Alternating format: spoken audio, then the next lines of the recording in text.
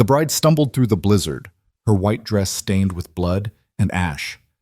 Behind her, flames consumed the mansion where her husband had locked her to die. Ahead, through the howling snow, stood a ghost from her past. The mountain man she'd loved 12 years ago, the one who'd vanished without goodbye.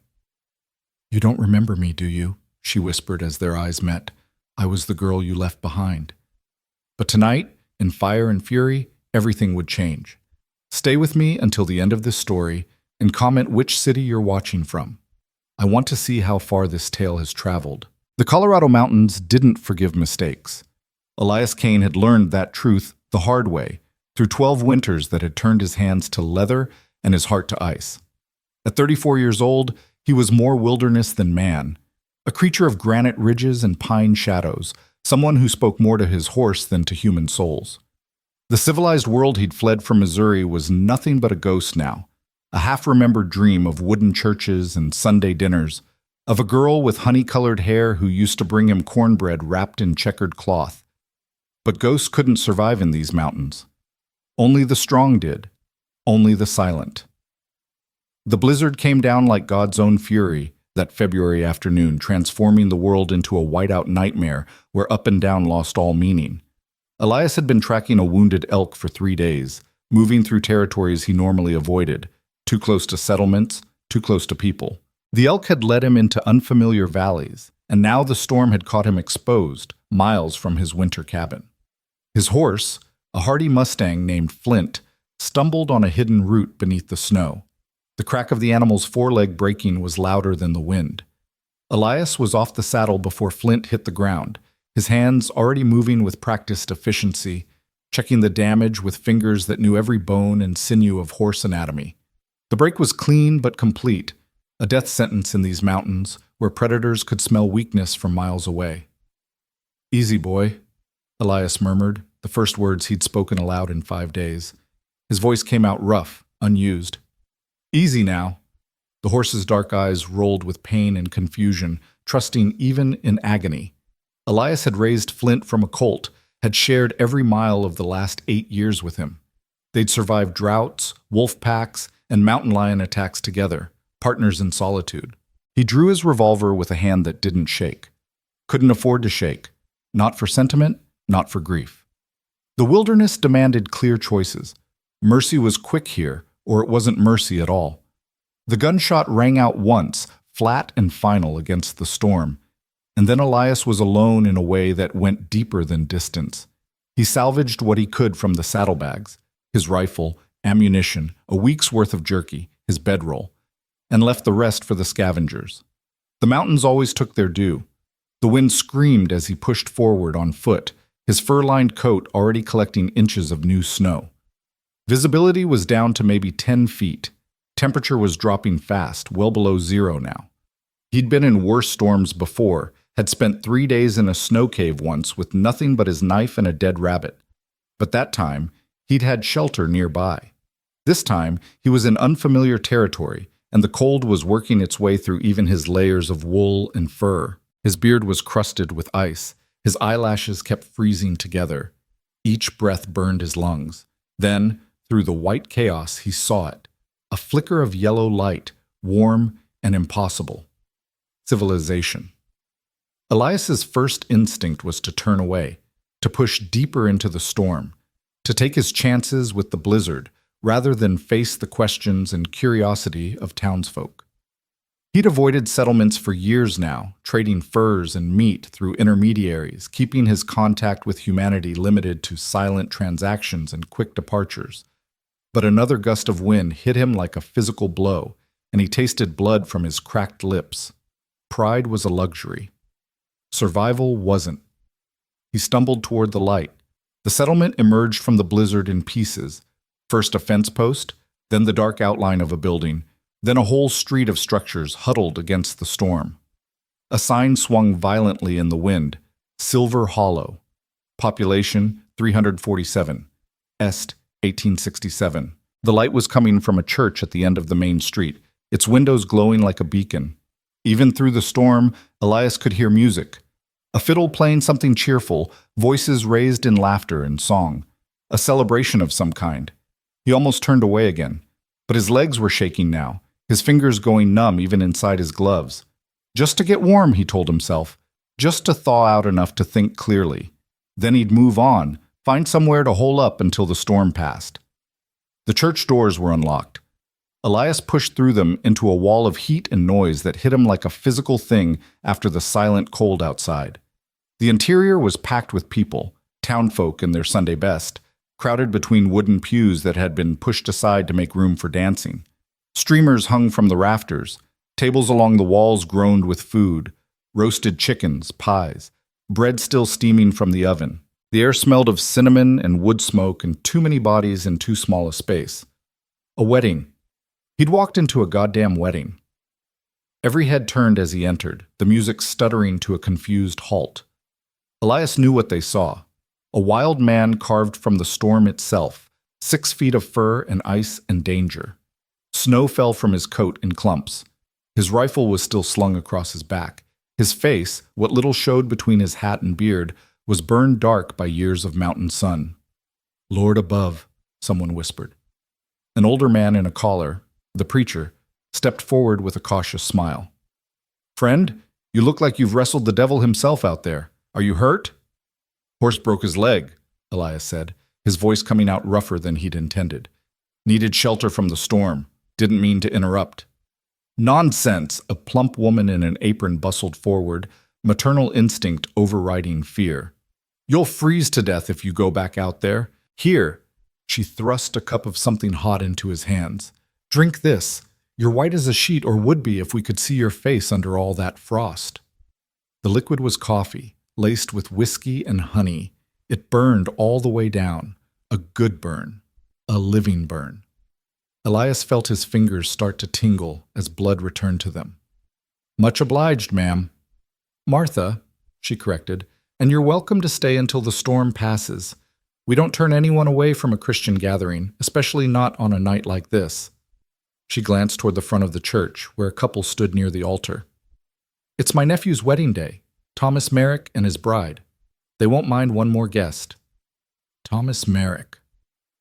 The name meant nothing to Elias, but the man himself was easy to spot. Tall, well-dressed, with slicked-back dark hair, and a smile that didn't quite reach his eyes. Mid-40s, probably. Prosperous, judging by the cut of his suit and the gold watch chain glinting at his vest. The kind of man who'd made something of himself, who'd climbed from nothing to something and wanted everyone to know it. The bride stood beside him, her back to the door, wearing a white dress that must have cost a fortune. Her hair was pinned up beneath a veil of delicate lace, the kind of thing that seemed too fragile for this rough country. "It's fine," Elias started to say. "I'll just warm up and—" But the bride was turning now, responding to some comment from one of the guests, turning toward the door, toward him. Time didn't stop. That was romantic nonsense, the kind of thing people wrote in dime novels. But it fractured, slowed, became thick and strange. Because beneath that veil was a face he'd carried in his memory for 12 years. A face he'd tried to forget through whiskey and distance and the brutal simplicity of survival. A face that belonged to a girl named Clara Whitfield, his neighbor from Missouri, the daughter of the farmer whose land bordered his father's plot. Clara, who used to bring him fresh cornbread when his mother was too sick to cook. Clara, who taught him to dance one summer evening behind her father's barn, both of them 16 and stupid with hope. Clara, who'd kissed him once, just once, the night before he left for the war, pressing her lips to his with a desperation that tasted like goodbye. Clara, who he'd abandoned without explanation when he came back from that war wrong inside, broken in ways that had no words, unable to stand the weight of anyone's expectations or love. Their eyes met across the crowded church. He saw the exact moment she recognized him. The way her face went pale, the way her hand flew to her mouth, the way her knees buckled slightly before she caught herself on a pew. Someone nearby asked if she was all right, but the words were just noise. The music had started again, a lively reel, but it sounded far away. Underwater. Elias should have looked away, should have turned and walked back into the storm, consequences be damned. But he couldn't move, couldn't breathe, couldn't do anything but stare at the impossible sight of Clara Whitfield. Clara Merrick now, he supposed, staring back at him with eyes full of ghosts. How was she here? Missouri was over 1,000 miles away. What chain of circumstances had led her to this remote mountain settlement, to this church, to this moment? "You all right, son?" The preacher's voice broke through the strange spell. "You look like you've seen a ghost." "Maybe I have," Elias managed. Clara said something to her new husband, something that made his expression tighten with displeasure. Then she was moving through the crowd, walking toward Elias with steps that seemed both hurried and reluctant, like she was being pulled forward by a rope she couldn't see. The other guests parted for her, whispering behind their hands. This was already gossip in the making. The bride abandoning her groom to approach a wild stranger. But Clara didn't seem to care. Her eyes never left his face. She stopped 3 feet away, close enough that he could smell her perfume. Something floral and expensive that had no business in these mountains. Up close, he could see the details the distance had hidden. She'd aged, of course. The girl of 16 was now a woman of 28, but she'd aged well. Her face had gained the kind of beauty that comes from character rather than youth. Stronger. Sadder, too, though she was trying to hide it behind a smile that trembled at the edges. "Elias." Her voice was barely a whisper, almost lost under the music and laughter. "Elias Kane? Is that really you?" He wanted to deny it, wanted to claim she had him confused with someone else, but lies died on his tongue. "Hello, Clara." Her eyes filled with tears that she blinked back quickly, glancing over her shoulder at her husband, who was watching them with a cold, assessing stare. When she looked back at Elias, her expression had shuddered slightly, become more controlled. "I didn't think I'd ever see you again," she said. They said you died. In the war. They said your whole unit was lost." "Most of it was. But not you. Not me." He paused. "Congratulations on your wedding." It was the polite thing to say, the proper thing, but it came out wrong somehow. Bitter at the edges, like spoiled honey. Clara flinched as if he'd struck her. "Thank you," she said formally. Then quieter. "You left without saying goodbye, without any explanation. You just disappeared." 12 years of unspoken questions hung in the air between them. 12 years of wondering and waiting and eventually giving up. He could see it all in her eyes. The hurt, the confusion, the anger that had eventually hardened into resignation. "I know," Elias said, because what else was there to say? How could he explain that the boy she'd known had died somewhere in a field outside Atlanta? That he'd watched his best friend take a bullet meant for him? That he'd spent 3 days after the war ended, wandering through a forest with his friend's blood still on his hands, unable to remember his own name? How could he tell her that he'd gone home to Missouri just once, had stood outside her father's farm one night and watched her through the window laughing at something her sister said, and realized he had no right to bring his darkness into her light? So he'd left. Gone west. Gone wild. Gone anywhere but home. "Clara!" Her husband's voice cut through the conversation like a blade. He was striding toward them now, his smile fixed and dangerous. "Sweetheart, you're neglecting our guests." "Sweetheart." The endearment sounded like a threat. Thomas Merrick positioned himself between Clara and Elias, one hand settling possessively on his bride's waist. This close, Elias could see the calculation in the man's eyes, the way he was assessing Elias as both threat and curiosity. "Thomas," Clara said quickly, her voice too bright. This is an old friend from Missouri, Elias Kane. We were neighbors as children." "Neighbors," Thomas repeated, his tone suggesting he heard everything that word wasn't saying. His grip on Clara's waist tightened fractionally. "How fortuitous. And you've come all this way for the wedding?" "Storm caught me," Elias said flatly. "Just needed shelter." "Of course." Thomas's smile didn't waver, but something cold moved behind his eyes. "Well, any friend of my wife's is welcome, though I'm sure you understand that we have many guests to attend to. Clara, darling, your aunt is asking for you." It was a dismissal, clear and unmistakable. Clara looked at Elias one more time, her expression unreadable, before allowing her husband to guide her away. But Elias saw the way Thomas's fingers dug into her side, saw the way she moved just slightly away from his touch, like a horse shying from a whip. He watched them disappear into the crowd and felt something he hadn't felt in years stirring in his chest, something that felt dangerously like purpose.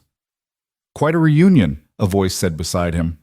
Elias turned to find an older man in a doctor's coat, his eyes sharp and knowing behind wire-rimmed spectacles.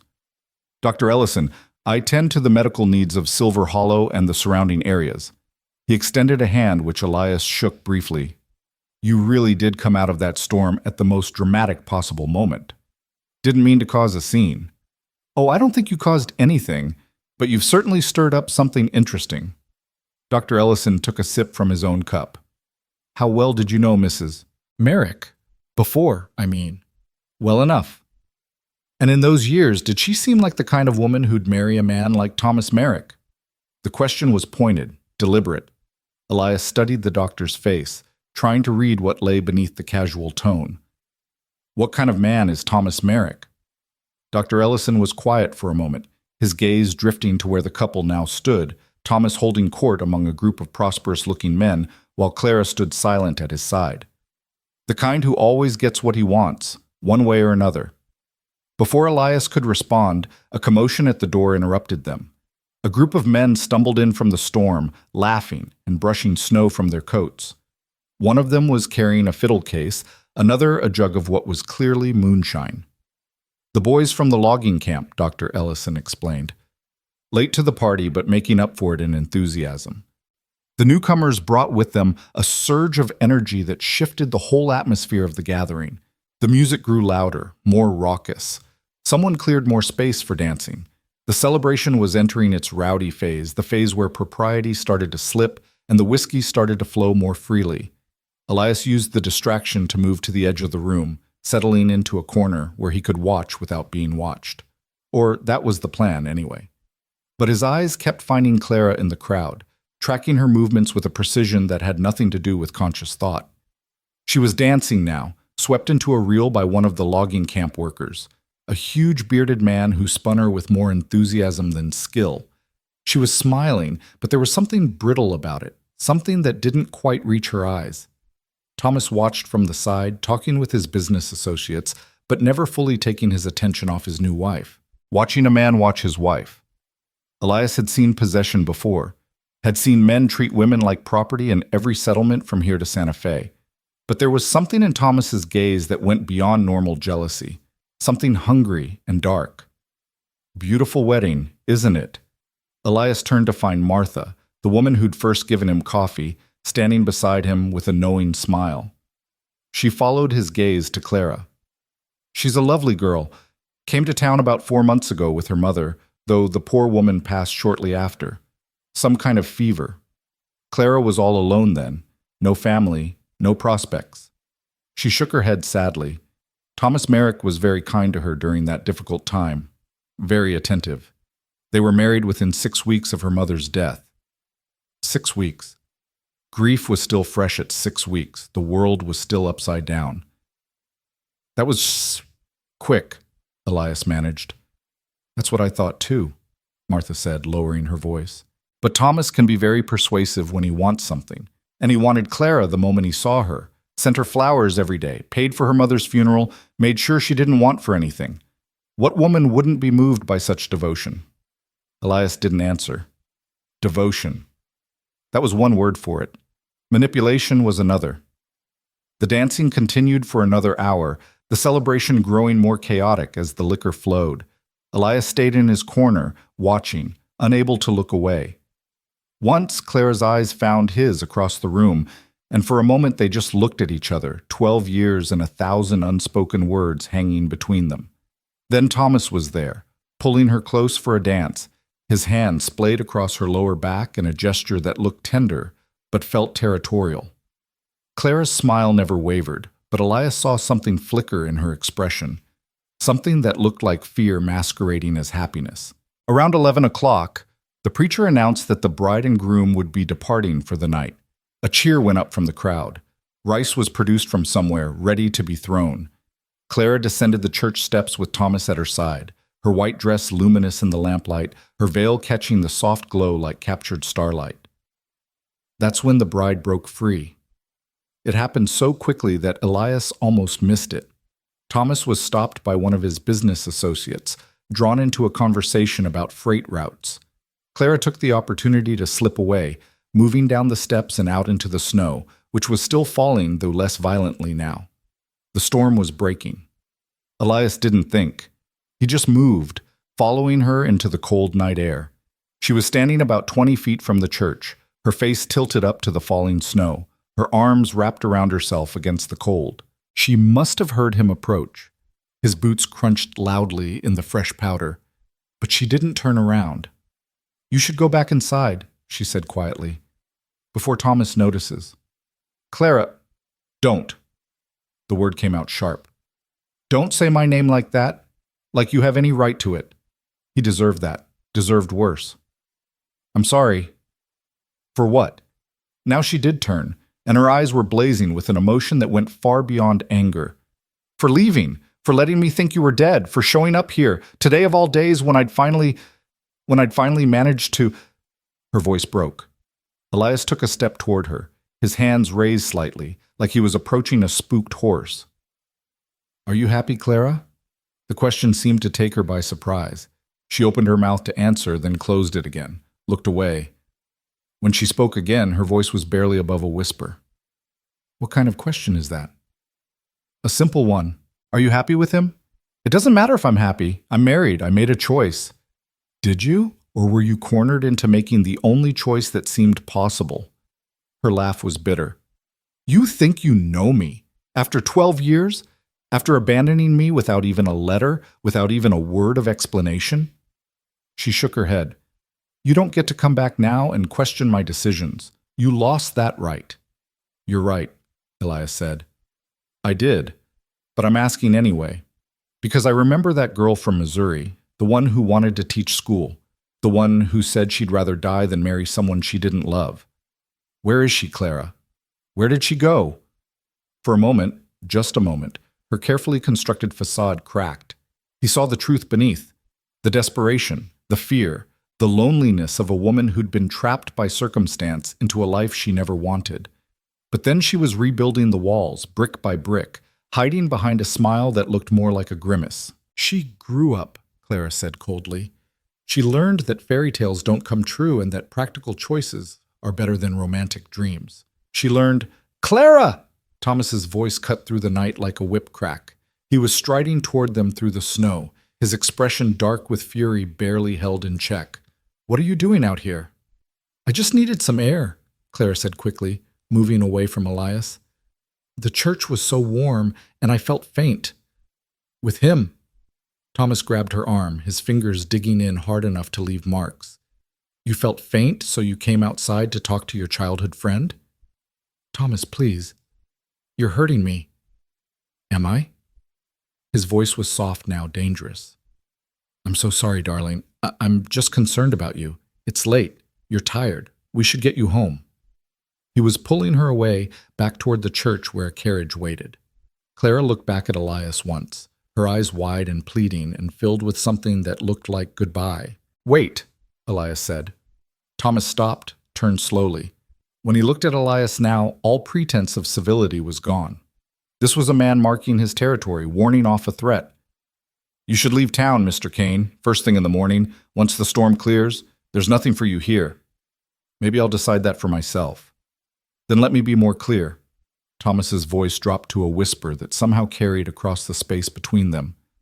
"If I see you near my wife again, I'll have the sheriff arrest you for trespassing. If you speak to her, I'll have you run out of town on a rail. If you so much as look at her—" He smiled, cold and sharp. "Well, accidents happen in these mountains, don't they? Men disappear. No one asks too many questions." It was a threat dressed up as friendly advice. Elias had heard plenty of threats in his life, from men far more dangerous than Thomas Merrick, but something in the man's eyes suggested he wasn't bluffing. This was someone who had made good on threats before. "Understood," Elias said, not because he agreed, but because Clara was still standing there, her arm in her husband's grip, her eyes begging him not to make this worse. "Good." Thomas turned, dragging Clara with him. She stumbled slightly in the snow, caught herself, didn't look back. Elias watched them climb into a fancy carriage with brass fittings and plush seats, the kind that cost more than most men in this town made in a year. Thomas helped Clara inside with exaggerated gentleness, playing the devoted husband for the watching crowd. But through the carriage window, Elias saw Thomas's face shift the moment the door closed, saw the tenderness evaporate, replaced by something cold and cruel. The carriage pulled away into the snowy night, its lanterns bobbing and weaving like fireflies until they disappeared around a bend.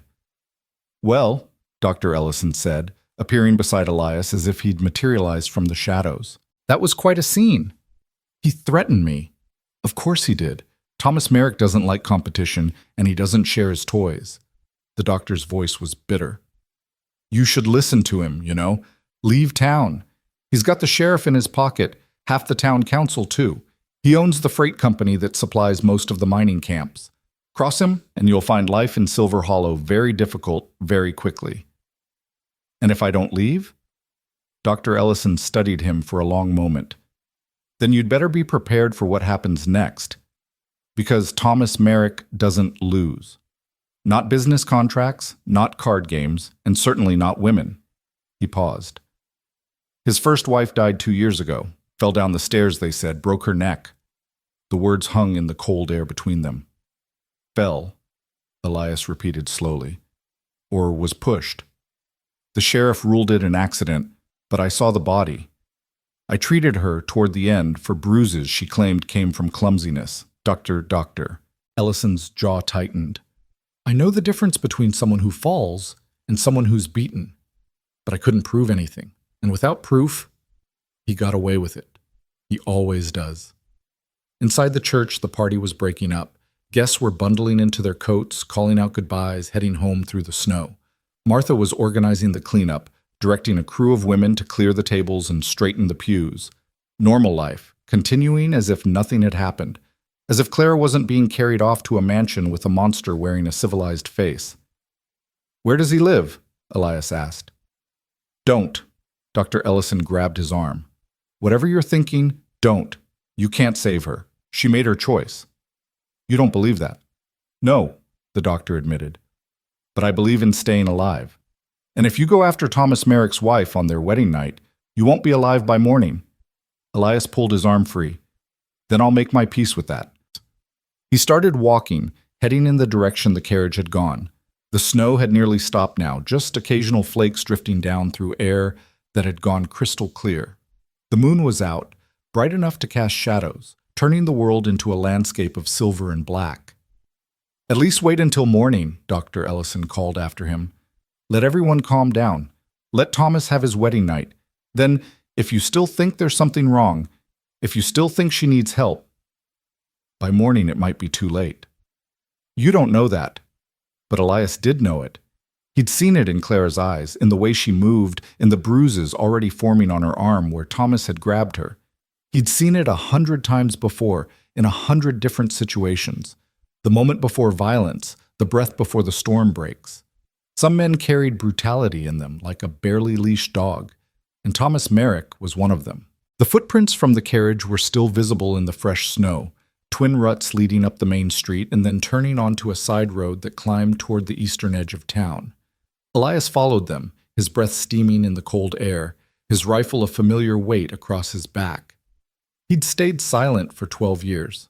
Stayed away. Stayed in his mountains where the only violence was clean and necessary. Predator and prey, storm and shelter, life and death without the complications of civilization. But Clara had been in his silence that whole time, a ghost he couldn't exorcise. And maybe this was why. Maybe he'd been given a second chance to not fail someone who'd once meant the world to him. Maybe the storm had brought him here for a reason, or maybe he was just a fool, walking into disaster with his eyes open. The carriage tracks led to a large house, almost a mansion, set back from the road behind an iron fence. Lights blazed in the windows despite the late hour. As Elias watched from the cover of a pine tree, he heard raised voices, shouting, Clara's voice, pleading, "Thomas, please, I told you, he was just—" A crash, something breaking, a scream cut off suddenly, then silence. Elias's hand went to his rifle. Then the front door opened and Thomas Merrick stood framed in the doorway, silhouetted against the warm light inside. He stood there for a long moment, looking out into the night as if he could sense Elias watching. Then he smiled, a small, satisfied smile, and closed the door. The lock clicked with a sound like breaking bones. In an upper window, Elias saw a shadow move. Clara pacing back and forth in a room that looked like it might be a bedroom. Her movements were agitated, frantic. Once, she pressed her hands against the window as if she might push through the glass, but then another shadow appeared behind her, Thomas, and she jerked away. The curtains were drawn. Elias stood in the snow, every instinct screaming at him to break down that door, to drag Thomas Merrick out into the street and beat him until he understood what it meant to hurt someone weaker than himself. But Dr. Ellison's warnings echoed in his head. The sheriff would arrest him. Thomas had power here, connections, money. Elias was nobody. A mountain man, a drifter, someone who wouldn't be missed, and Clara would still be trapped. He needed to think, needed to plan, needed to find a way to help her that wouldn't end with them both dead or worse. Reluctantly, moving like a man walking away from a fire he'd started, Elias turned and headed back toward town. The church was dark now, the celebration over. But there was a small hotel near the general store. Nothing fancy, just a boarding house really, but it would serve. The proprietor, an old woman with sharp eyes, looked him up and down when he came through the door. "Storm bring you in?" "Yes, ma'am. Got one room left. 2 bits for the night, breakfast included if you don't mind cold biscuits and weak coffee." "That'll do fine." She handed him a key attached to a wooden block. "Room's at the end of the hall, 2nd floor. Keep quiet. Other guests are sleeping. And no boots on the bed." "Yes, ma'am." The room was small and spare. A narrow bed, a washstand, a single window that looked out onto the street. But it was warm and dry, which was more than Elias had expected a few hours ago. He stripped off his coat and sat on the bed, his rifle across his knees.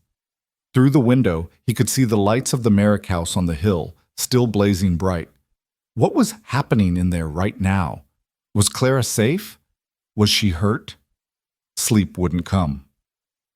Elias lay on the bed, staring at the ceiling, listening to the old building creak and settle around him. Somewhere downstairs a clock chimed midnight, then 1 o'clock, then 2. Finally, as gray dawn began to lighten the window, he heard footsteps in the hall. Whispers. He was up instantly, rifle in hand, moving to the door. The voices passed by his room and descended the stairs. Curiosity pulled him after them, moving silently despite his size. He reached the bottom floor just in time to see 2 figures slip out the front door. A young woman in a maid's apron, and Dr. Ellison, his medical bag in hand. Elias followed them into the street. The maid was crying, talking fast and low. "Lock the door from the outside. I heard her crying, doctor, heard her begging to be let out. He told me she was ill, that she needed rest. But when I pressed my ear to the door..." She choked on a sob. "How long ago?" Dr. Ellison's voice was urgent. "An hour, maybe 2. I couldn't sleep. I kept thinking about her, about what I heard, so I came to find you." They were walking fast now, heading up the hill toward the Merrick mansion. Elias kept pace behind them, staying in the shadows. "You were right to come," Dr. Ellison said. "If he's done what I think..." "Who's done what?" Both of them jumped at Elias's voice. The maid let out a small shriek before clapping her hand over her mouth. Dr. Ellison whirled, his expression shifting from fear to resignation when he saw who it was. "Following me now, are you?" "Following the trouble, same as you." The doctor hesitated, then seemed to make a decision. "Fine, but if we're going to do this, we do it smart. Thomas Merrick sleeps until 8 o'clock every morning, never varies. We have maybe an hour before he wakes." "An hour to do what?" "To check on Clara, to make sure she's alive." The word hung in the cold morning air like a blade.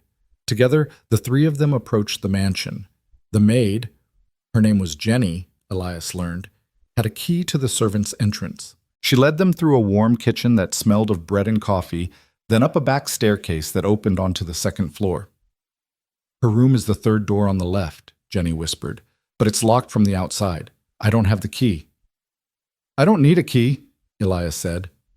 He'd broken down doors before. The trick was knowing where they were weakest, not at the lock but at the hinges.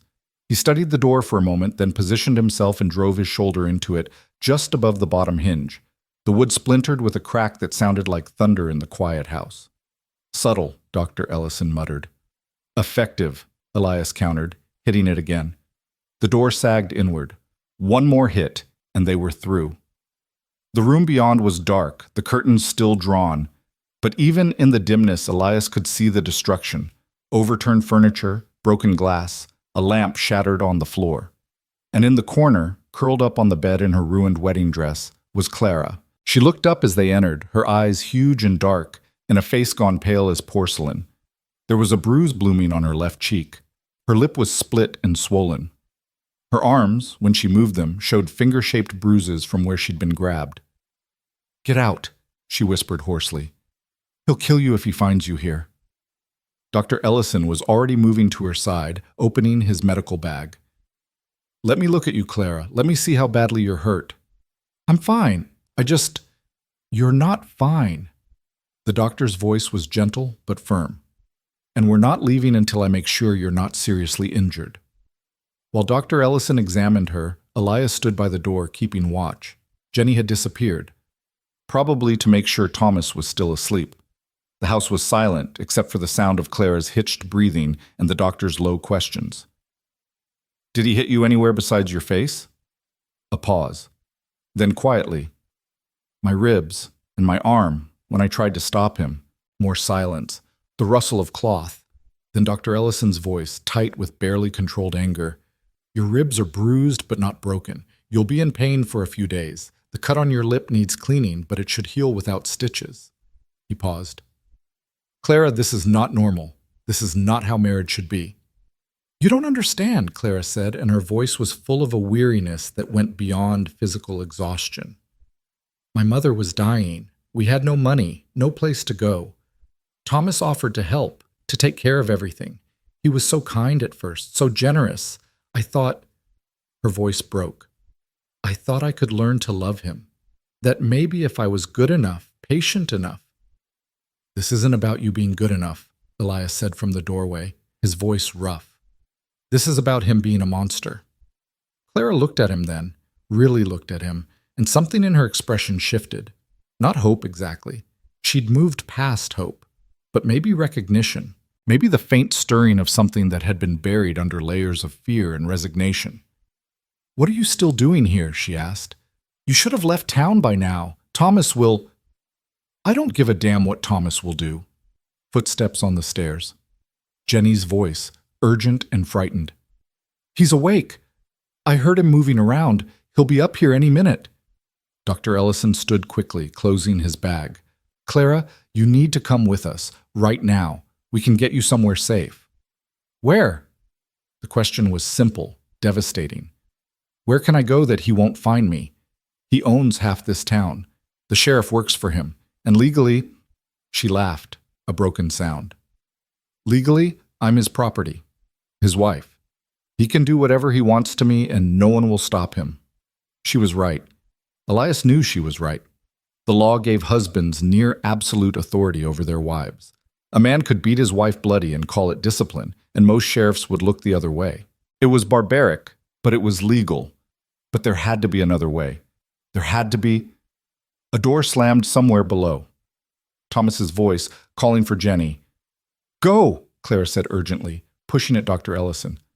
"Both of you, go. If he finds you here, come with us," Elias said. It wasn't a request. "I can't.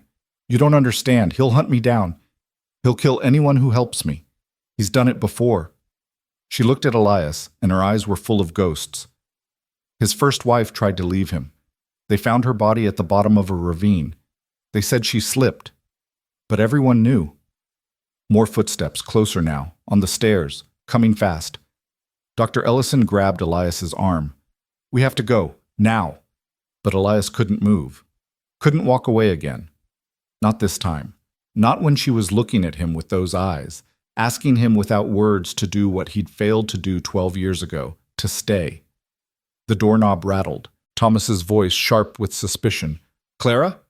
Why is this door—" Then he was in the room, his face going from confusion to fury in the space of a heartbeat. He took in the broken door, the doctor, Elias. His hand moved to the gun at his hip. "What the hell is this?" "I'm checking on your wife," Dr. Ellison said, his voice steady despite the situation. "I was informed she might need medical attention." "Informed by whom?" Thomas's eyes found Jenny cowering in the hallway. You little—" "By me," Elias said. "I heard her screaming last night." Thomas's attention swung to him like a cobra focusing on prey. I told you to leave town. I don't take orders from you." "No?" Thomas's smile was cold. "We'll see about that. Jenny, go fetch the sheriff. Tell him we have an intruder, a violent one who broke into my home and threatened my wife." "That's not what happened," Clara said, but her voice was weak, frightened. "Isn't it?" Thomas moved to her side and Elias saw her flinch. "Darling, you're clearly confused, traumatized. This man," he gestured at Elias, "this dangerous stranger has obviously taken advantage of your vulnerable state. He broke into our home, probably intended to rob us. When you resisted, he became violent. Isn't that what happened?" It was masterful, really. The way he was constructing the lie, even as he spoke it, making it sound reasonable, plausible. And with the sheriff in his pocket, it would become the official truth. "Leave her alone," Elias said quietly. "Or what?" Thomas drew his gun now, pointing it casually at Elias's chest. "You'll stop me? You think you're some kind of hero, mountain man, come to rescue the damsel in distress?" He laughed. "This is my house, my town, my wife, and you're about to become a very tragic story, the drifter who went mad and had to be put down." The gun cocked with a click that seemed loud as thunder. The world narrowed to the barrel of that gun and the cold certainty in Thomas Merrick's eyes. Elias had stared down death before, had felt its breath on his neck in a dozen different forms, from Confederate rifles to grizzly bears to avalanches that could bury a man in seconds. But this was different. This wasn't survival in the wilderness where the rules were clean and brutal. This was civilization's particular brand of violence, the kind wrapped in legality and power, the kind that would call murder self-defense and make it stick. "Thomas, please." Claire's voice cut through the tension, soft but desperate. She moved between them, her ruined wedding dress rustling, one hand raised toward her husband. "Please don't do this. They were just trying to help me. I was upset. I wasn't thinking clearly. After last night. But I'm fine now. Everything's fine. Just let them go." The pleading in her voice made Elias's stomach turn. This was what Thomas had reduced her to in one night. A woman begging for the lives of others, willing to sacrifice herself to protect them. 12 years ago, Clara Whitfield would have spit in the face of any man who raised a hand to her. Now she was negotiating for scraps of mercy from a monster. Thomas's expression softened slightly as he looked at his wife, but the gun didn't waver. "Oh, sweetheart, always thinking of others. That's what I love about you, your kind heart." He reached out with his free hand and touched her bruised cheek, making her wince. "But these men broke into our home, violated our privacy. The law is quite clear about what happens to intruders." "The door was already broken," Dr. Ellison said carefully. "Clara called out for help. We responded to a woman in distress. Any jury would understand that." "Would they?" Thomas's smile was knife-thin. The word of a country doctor and a violent drifter against a respected businessman, against a new bride who was clearly confused and traumatized. He looked at Clara, and something dark moved behind his eyes. "Tell them, darling. Tell them you didn't call for help. Tell them you were sleeping peacefully when these men broke down the door." Elias watched Clara's face, watched the war being waged behind her eyes. She could tell the truth and doom herself to whatever punishment Thomas would inflict later. Or she could lie and possibly save Elias and the doctor, but cement her own prison. Her voice cracked. "I was asleep. I heard something breaking and woke up frightened." "See?" Thomas's voice was triumphant. "A simple misunderstanding. My wife was startled by intruders. Which brings us back to the question of what to do with you gentlemen." He gestured with the gun toward the door. "Dr. Ellison, you're a pillar of this community. I'm willing to overlook your presence here if you leave immediately and speak of this to no one. A moment of poor judgment, we'll call it. The doctor didn't move. Clara needs proper medical attention. Those injuries should be documented. My wife fell. I've already told you that. She was admiring her wedding dress in the mirror, lost her balance. A tragic accident, but hardly unusual for a woman in such an emotional state. The lie came so smoothly it was almost believable. Almost. Thomas, Clara started. Hush, darling. The men and I are talking. Thomas's tone remained pleasant, but there was steel underneath. Dr. Ellison, this is your last chance. Leave now, or I'll have you brought up on charges of trespassing and attempted kidnapping. You'll lose your medical license. Your reputation will be destroyed. Is that really what you want? Elias saw the moment the doctor made his calculation. Saw him weigh the cost of fighting against the certainty of losing. Doctor. Ellison looked at Clara one more time, an apology in his eyes, then back toward the door. I'm sorry, he whispered. Don't be, Clara said, and managed a small smile. You did everything you could. Now please go, both of you. The doctor can go, Thomas said, but the mountain man stays. We have unfinished business, him and I. Dr. Ellison stopped at the doorway. If you hurt him, I won't do anything the law doesn't permit. In fact, the sheriff should be here any moment. I'm sure he'll be very interested to hear how this dangerous stranger has been harassing my wife. Thomas's smile widened. Go on, doctor, unless you'd like to be arrested as an accomplice. After a long moment, Dr. Ellison left. His footsteps echoed down the hallway, then faded on the stairs. Jenny had already disappeared, probably terrified of being caught between her employer's wrath and her conscience. Now it was just the three of them. Elias, Clara, and the man who held both their fates in his hands. Finally, Thomas said, his voice dropping to something quieter and infinitely more dangerous. We can speak plainly. You know, Mr. Kane, I did some research on you last night. Couldn't sleep, kept thinking about you and my dear wife. So I asked around. Turns out there's a mountain man who occasionally trades at the fort near Black Ridge. Keeps to himself mostly. Disappeared from Missouri about 12 years ago, right after the war. Some kind of traumatic incident, they say. Never quite recovered. Elias said nothing, but his jaw tightened. And what do you know? That mountain man shares your name. Same age too, give or take. Which got me thinking, what would bring such a man down from his lonely peaks? What would make him risk civilization after all these years?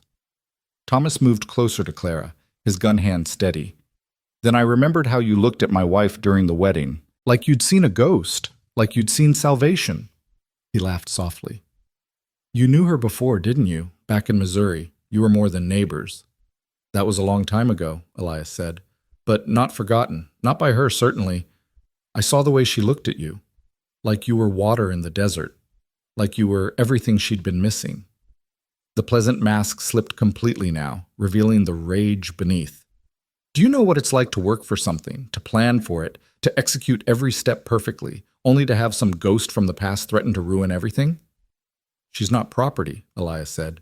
She's a person. She's my wife, which means she is exactly property, according to the law you claim to respect.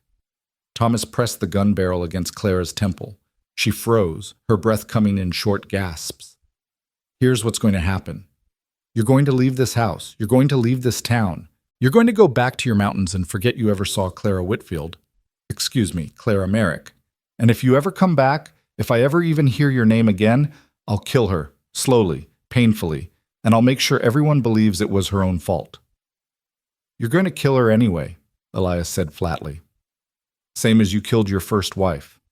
Thomas's smile returned colder than before. That would imply I had something to do with Margaret's unfortunate accident. Careful with accusations like that, Mr. Kane. They can get a man into serious trouble. He cocked the gun. Now get out, or I'll shoot her right now and claim you did it. Who do you think they'll believe? Clara's eyes met Elias's across the space between them. In them he saw resignation, but also something else. A wordless plea that he not die for her, that he take this chance to escape, to live, even if she couldn't. But Elias had run once before, had left her behind to save himself from his own demons. He wouldn't make that mistake again, no matter the cost. No, he said simply. Thomas's eyebrows rose. No? I'm not leaving." "Then you're a fool." Thomas's finger tightened on the trigger. "And a dead one." The gunshot was deafening in the small room. Clara screamed. Elias felt the bullet pass so close to his head that it disturbed his hair, felt it slam into the wall behind him with a thunk that shook the frame. "Next one won't miss," Thomas promised. "Unless—" Downstairs, a door burst open. Heavy footsteps pounded up the stairs. Men's voices, shouting. The sheriff had arrived, and he hadn't come alone. Thomas's expression flickered with irritation, but he kept the gun trained on Elias.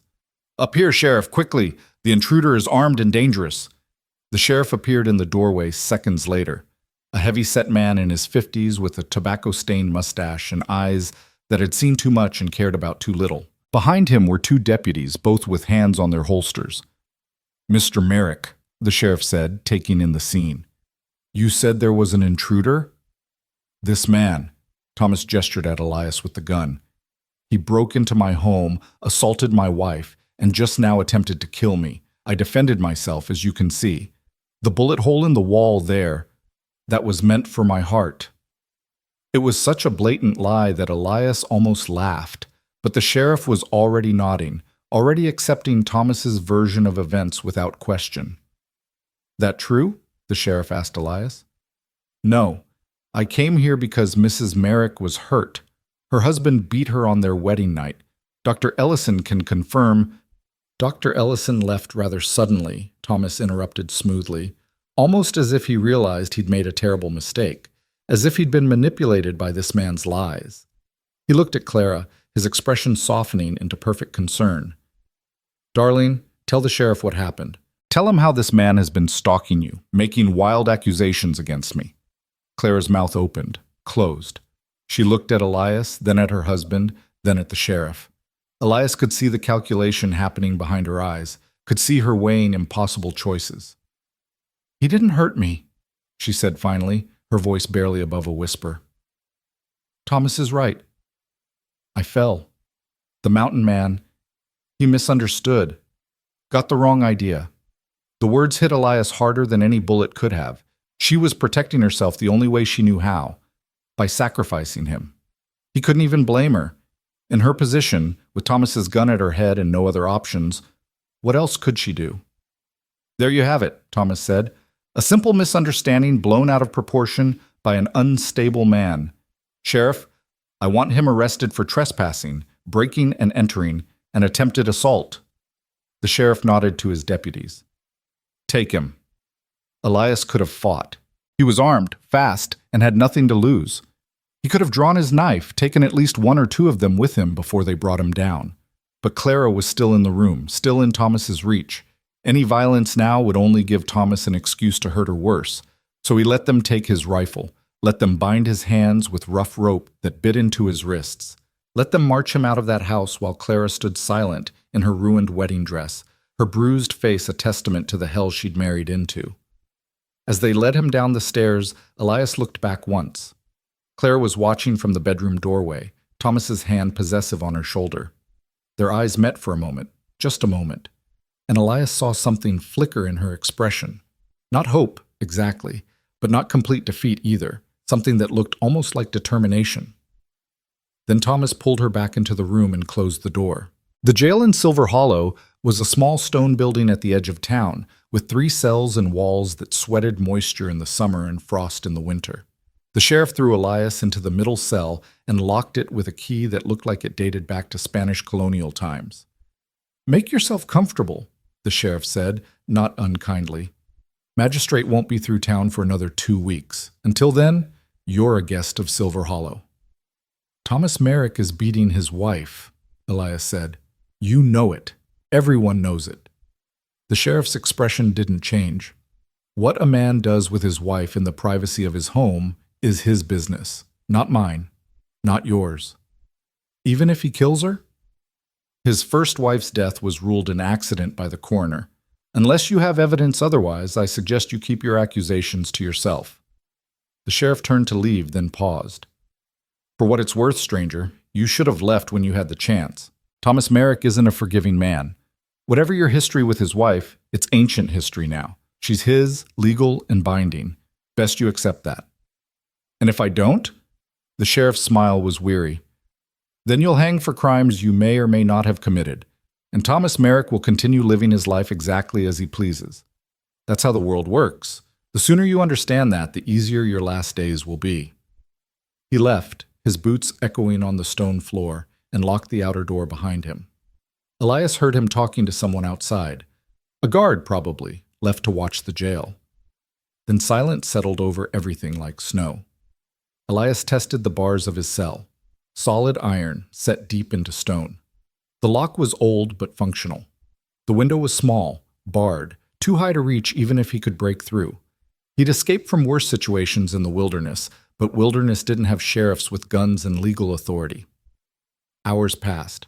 The light through this window shifted from morning to afternoon. No one came except a deputy who brought a tin plate with beans and hard bread, shoving it through a slot in the bars without a word. Elias tried to eat but couldn't. Kept thinking about Clara trapped in that house with Thomas. What was he doing to her now? How was he punishing her for Elias's interference? Every minute Elias sat in this cell was another minute she suffered, and the helplessness of it made him want to tear the bars from the walls with his bare hands. But rage was useless here. He needed to think, plan, find a way out that wouldn't get Clara killed in the process. As the light was fading toward evening, Elias heard voices outside the jail, the guards saying something, then a woman's voice, familiar but muffled through the walls. The outer door opened and Jenny the maid slipped inside, carrying a basket covered with a cloth. "Brought dinner for the prisoner," she told the guard. "Mrs. Thompson's cooking." She felt sorry for him. The guard looked suspicious but not overly concerned. "Make it quick." Jenny hurried to Elias's cell. Up close, he could see she'd been crying. Her eyes were red and swollen. She set the basket down and pulled back the cloth to reveal bread, cheese, and a folded piece of paper. "From Dr. Ellison," she whispered. "Read it fast. Then eat it." Elias unfolded the paper. The doctor's handwriting was cramped but legible. "Thomas sent Clara's things to the house after you were arrested. She won't leave her room. I tried to check on her this afternoon but was turned away by Thomas's men. He's claiming she's ill with nervous exhaustion from the trauma of the break-in.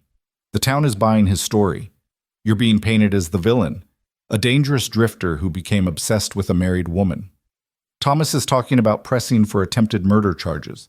The magistrate who'll hear your case is his business partner. You need to escape, tonight. Jenny will help. Don't worry about Clara. Once you're gone, Thomas will have no reason to hurt her worse. She'll be trapped, but alive. Sometimes that's the best we can hope for. I'm sorry. I tried." Elias read it twice, then did as instructed. Tore the paper into pieces and swallowed them, washing them down with water from a tin cup. The bread and cheese he ate mechanically, not tasting anything. Jenny was watching him with frightened eyes. "There's a file baked into the bread," she whispered, "and the guard's whiskey is drugged. Give him half an hour, and he'll be sleeping sound. After that..." She shook her head. I don't know what you can do, but Dr. Ellison said you deserved a chance." "Why are you helping me?" Elias asked quietly. Her eyes filled with tears. "Because I was engaged once. To a good man, a kind man, but my father owed money to Thomas Merrick's freight company. Thomas offered to forgive the debt if I..." She couldn't finish. "My fiancé tried to fight for me. They found him floating in the river 3 days later. Accidental drowning, they said. But I know what Thomas Merrick does to people who get in his way." "I'm sorry," Elias said. "Don't be sorry. Just leave. Get as far from here as you can, and pray that Clara is stronger than she looks because she's going to need to be." Jenny wiped her eyes. "I have to go. The guard's getting suspicious." She left, taking the basket with her. Elias heard her offer the guard a drink from a flask. "To warm you up on this cold night, sir," heard him accept with a grunt of thanks. Then the outer door closed, and Elias was alone again with his thoughts and the file hidden in the bread. He found it easily enough once he knew where to look. A thin metal file wrapped in cloth, baked into the center of the loaf. Crude, but effective. He set to work on the lock immediately, using techniques he'd learned from a former burglar he'd met during the war. The man had been a criminal, sure, but also a genius with locks. and he taught Elias the basics during long nights of waiting between battles. The work was slow, tedious, requiring patience Elias didn't feel. But he forced himself to be methodical, rush it, and the file would break, make too much noise, and the guard would investigate. He had to be smart about this. Outside his cell, he could hear the guard's breathing growing slower, deeper. The drugged whiskey was working. 20 minutes after Jenny left, the guard was snoring. Elias kept working. The lock was old, simple in design but rust-stuck. He worked the file into the mechanism, feeling for the pins, trying to lift them one by one. His hands were steady, despite everything. Years of detailed work in the mountains, skinning animals and carving traps, had given him a surgeon's precision. Click. The first pin lifted. Outside, the wind had picked up again, another storm rolling in. Elias could hear it howling around the stone building, rattling the windows. Good. The noise would cover any sounds he made. Click. Second pin. He thought about what Dr. Ellison had written. Don't worry about Clara, she'll be trapped but alive. Sometimes that's the best we can hope for. Was that really the best? To leave her in that house with that monster? To save his own skin and tell himself she'd be fine? The doctor was probably right. Thomas would have no reason to hurt her worse once Elias was gone. She'd go back to being his possession, his toy, living in fear, but living nonetheless. Click. Third pin. But Elias had seen the bruises, had heard her crying through that locked door, had watched Thomas press a gun to her temple with the casual ease of someone who'd done it before. How long before trapped but alive became just trapped? How long before Clara was another woman at the bottom of a ravine, another accident that the sheriff ruled as tragic but natural? Click. Fourth and final pin. The lock opened with a soft snick. Elias eased the cell door open, wincing at every tiny squeak of the hinges. The guard was slumped in his chair by the outer door, dead to the world. Elias's rifle and knife were on a rack near the desk. He retrieved them silently, checking that they were still loaded and functional. The outer door was locked, but the key was on the guard's belt. Elias took it carefully, holding his breath, expecting the man to wake any second. But the drugs held. The key turned smoothly in the lock, and then Elias was outside, breathing free air for the first time in 12 hours. The storm was worse than he'd thought. Snow was coming down hard again, visibility almost zero. Perfect conditions for disappearing. He could head for the mountains right now, be miles away by morning. By the time anyone realized he was gone, he'd be impossible to track in weather like this. All he had to do was walk away. His feet carried him in the opposite direction, back toward the center of town, back toward the Merrick mansion on the hill. Even as he moved, part of his mind was screaming at him that this was suicide, that he had no plan, no backup, no chance against Thomas Merrick and his hired guns and his bought sheriff, that Dr. Ellison was right and the smart thing was to run. But Elias had learned something in 12 years of solitude in the mountains. You could survive a lot of things, but you couldn't survive your own cowardice. It ate at you from the inside, turned you into something hollow. He'd run once, and it had cost him 12 years of wondering what might have been. He wouldn't make that mistake twice. The Merrick mansion was dark, except for lights in 2 rooms. One downstairs that looked like a study, and one upstairs that Elias recognized as Claire's bedroom, or prison, more accurately. Shadows moved behind the downstairs curtains. Men talking. Guards, probably, or business associates. Thomas ran his empire from his home, conducting deals and making threats with equal efficiency. Elias circled the house, staying low, using the storm for cover. The servant's entrance that Jenny had used that morning was locked, but the lock was simpler than the one on his cell. He had it open in minutes. The kitchen was dark and empty. Elias moved through it like a ghost, his feet making no sound on the wooden floors. He could hear voices from the study now, clearer. Thomas's voice, giving orders. Doubled the guards on the freight route. Those miners think they can intimidate me by threatening to use another company, but they'll learn. Nobody crosses Thomas Merrick. Another voice, younger, nervous. What about the prisoner, the mountain man? What about him? He'll hang when the magistrate arrives. A clear case of attempted murder. I have witnesses, evidence, a distraught wife who'll testify to his harassment, open and shut. And if he doesn't wait for the magistrate? If he runs? A pause. Then Thomas laughed. Even better. Then he dies resisting arrest, and I'm rid of him without the nuisance of a trial. Either way, the problem is solved. Elias felt cold rage settle over him like a familiar coat. Thomas had it all figured out, every angle covered. The law was just another tool to him, another weapon to use against anyone who threatened his control. But Thomas had made one miscalculation. He thought Elias was just a drifter, just some broken war veteran who'd crawled into the mountains to die slowly. He didn't understand what those mountains had forged, didn't understand that civilization's rules meant nothing to someone who'd survived outside them for so long. Elias left the kitchen and climbed the back stairs, moving with the patience of a hunter stalking prey. The upstairs hallway was dark. Clara's door was closed but not locked. Thomas was confident enough in his guards and his authority that he didn't bother with locks tonight. Elias eased the door open. Clara was sitting by the window, still wearing the wedding dress, staring out at the storm. She didn't turn when he entered, didn't seem to notice anything at all. For a heart-stopping moment, Elias thought she might be dead, that Thomas had already done his worst. Then she spoke, her voice flat and hollow. I wondered if you'd come. Hoped you wouldn't. Hoped you'd be smart enough to run while you had the chance. Never been accused of being smart, Elias said quietly. She turned then, and he saw that she'd been crying for so long that she had no tears left. Her face was a mask of exhaustion and something worse, acceptance. She'd given up, not on life maybe, but on any chance of it being worth living. You should go, she said. He'll kill you if he finds you here. And he will find you. He always does. Then let him. Elias moved closer. Come with me, Clara. Right now. We can be miles away before anyone knows we're gone. She laughed bitterly. And then what? We run forever? Hide in your mountains while Thomas sends bounty hunters and U.S. Marshals after us? I'm his legal wife.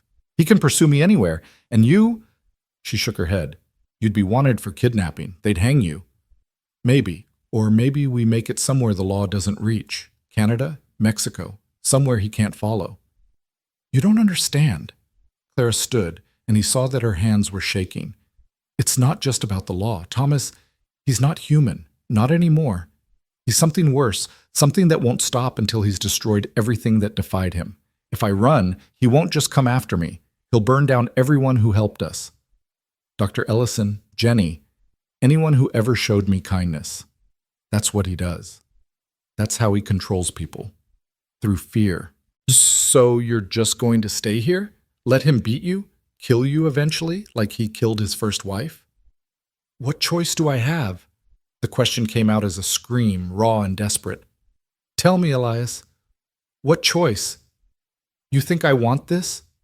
You think I chose any of this? She was crying again now, great racking sobs. My mother died. I was alone. He was there. He was kind at first, and I was so tired of being scared and alone. I thought... She couldn't continue.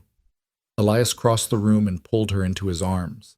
She fought him for a moment, hitting his chest with her fists, but then collapsed against him, all the fight draining out of her. He held her while she cried, feeling the shudders run through her body, feeling her pain like it was his own. I'm sorry, he said into her hair. Sorry I left you. Sorry I wasn't there when you needed me. Sorry I was too broken to be what you deserved. But I'm here now, and I won't leave you again. Not unless you tell me to. He'll kill you, she whispered. Let him try. They stood like that for a long moment, the storm raging outside, the house creaking around them. Then Clara pulled back, wiping her eyes, something shifting in her expression. Not hope yet, but maybe the distant memory of it. If we're going to do this, she said slowly, if we're really going to run, we need to do it right. Thomas has money hidden in his study. A lot of money. Cash he doesn't report, from deals he makes under the table. We take that, we might actually have a chance. Where in the study? There's a safe behind a painting of his first wife. He thinks it's fitting, keeping his dirty money behind her portrait. The combination is her birthday, 04-17-29. How do you know all this? Clara's smile was sad. Because he told me, wanted to show me how clever he was, how powerful. He never thought I'd use the information against him. Can you walk? Are you hurt too badly? I can walk, and I've been hurt worse. She moved to the wardrobe and pulled out a riding dress and boots. Turn around. I need to change. This wedding dress, her voice caught. I never want to see it again. Elias turned while she changed, keeping watch on the door. His mind was racing now, planning routes and contingencies. They'd need horses, supplies, a head start before anyone realized they were gone. In weather like this, they could make it to the mountain passes before dawn. After that, it would be about endurance and luck. Ready, Clara said. He turned back to find her dressed for travel, her hair pulled back in a practical braid. She looked more like the girl he remembered now. Determined, fierce, alive. The broken creature Thomas had created was receding, replaced by something stronger. The study is downstairs, Clara said. Thomas is in there with his men. We'll have to wait until... Footsteps in the hallway. Heavy, purposeful. Coming toward Clara's room. They both froze. Elias's hand went to his knife. The footsteps stopped outside the door. A knock. Mrs. Merrick? Are you awake? One of Thomas's guards, checking on her. Routine probably, but deadly if he opened that door and found Elias inside. Clara took a breath, steadying herself. I'm trying to sleep, she called out, her voice convincingly weak. Please don't disturb me. Mr. Merrick wanted me to check on you. Make sure you have everything you need. I'm fine. Just tired. Tell Thomas I'll see him in the morning. A pause. Then, yes, ma'am. The footsteps retreated. Elias let out a breath he didn't know he'd been holding. That was close, Clara whispered. Too close. We need to move now, before he decides to check again. They slipped out of the room and down the hallway, moving silently. The house had gone quiet. The men in the study had apparently finished their business and left. Good. Fewer obstacles. But as they reached the top of the stairs, Clara grabbed Elias's arm. Wait, someone's coming. She pulled him into a side room, a guest bedroom, barely furnished. Through the crack in the door, Elias saw Thomas Merrick climbing the stairs, a lantern in one hand and a bottle of whiskey in the other. He was alone, swaying slightly. Drunk, or close to it.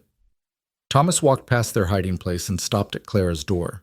Tried the handle, found it unlocked, opened it. Clara? His voice was slurred. Darling, I thought we should talk. About this morning. About that man. I may have overreacted. I love you so much, you see? Can't stand the thought of losing you. Can't stand the idea of you looking at someone else the way you looked at him. Silence from the empty room. Elias watched through the crack as Thomas stepped inside, then came out again confused. Clara? His confusion turned to alarm, then fury. Clara! Thomas's bellow shook the house. Within seconds, guards were pounding up the stairs. Thomas was screaming orders, his earlier drunkenness gone, replaced by cold rage. Search the house. Every room. She's here somewhere, probably with that mountain man. He must have escaped. Find them both, now! Furniture and forgotten trunks. Clara led the way, navigating by memory, until they reached a small door that opened onto the sloped roof. Wind and snow hit them like a physical wall. The roof was slick with ice, treacherous, the drop on either side potentially fatal. But Clara didn't hesitate. She climbed out onto the slope, moving carefully but quickly, and Elias followed. Behind them, they heard Thomas's voice. The attic! Check the attic! They were halfway across the roof when a guard appeared at the attic door, his pistol drawn. Stop! Stop, or I'll shoot! Elias shoved Clara ahead of him just as the gun fired. The bullet whined past his ear. He kept moving, half running, half sliding down the icy slope. The stable building was close now, its roof almost touching the main house. Clara jumped the gap, landing hard but rolling to absorb the impact. Elias jumped after her. Another shot. This one hit his pack, tearing through leather but missing flesh. Then he was on the stable roof, pulling Clara to her feet, both of them running again. They dropped down into the stable yard. Horses were stirring inside, disturbed by the noise. Elias kicked open the stable door while Clara grabbed saddles. No time for subtlety now. They'd lost the element of surprise. All that mattered was speed. 2 horses saddled in record time. Elias lifted Clara onto one, then swung onto the other. Behind them, the mansion doors burst open. Men poured out, Thomas at their front, his face twisted with rage. "Stop them!" But they were already moving, the horses charging out of the stable yard and into the snow-covered street. Shots rang out behind them. Elias heard bullets zip past, heard one of the horses scream as something grazed its flank. But the storm was their ally, swallowing them in white chaos before the guards could get a clear shot. They rode hard through Silver Hollow, past the church where they'd met again, past the jail where Elias had been imprisoned, past the general store and the boarding house. People came to their windows, watching the spectacle, but no one tried to stop them. Maybe they didn't care. Maybe they were glad to see someone defy Thomas Merrick, even if it ended in tragedy.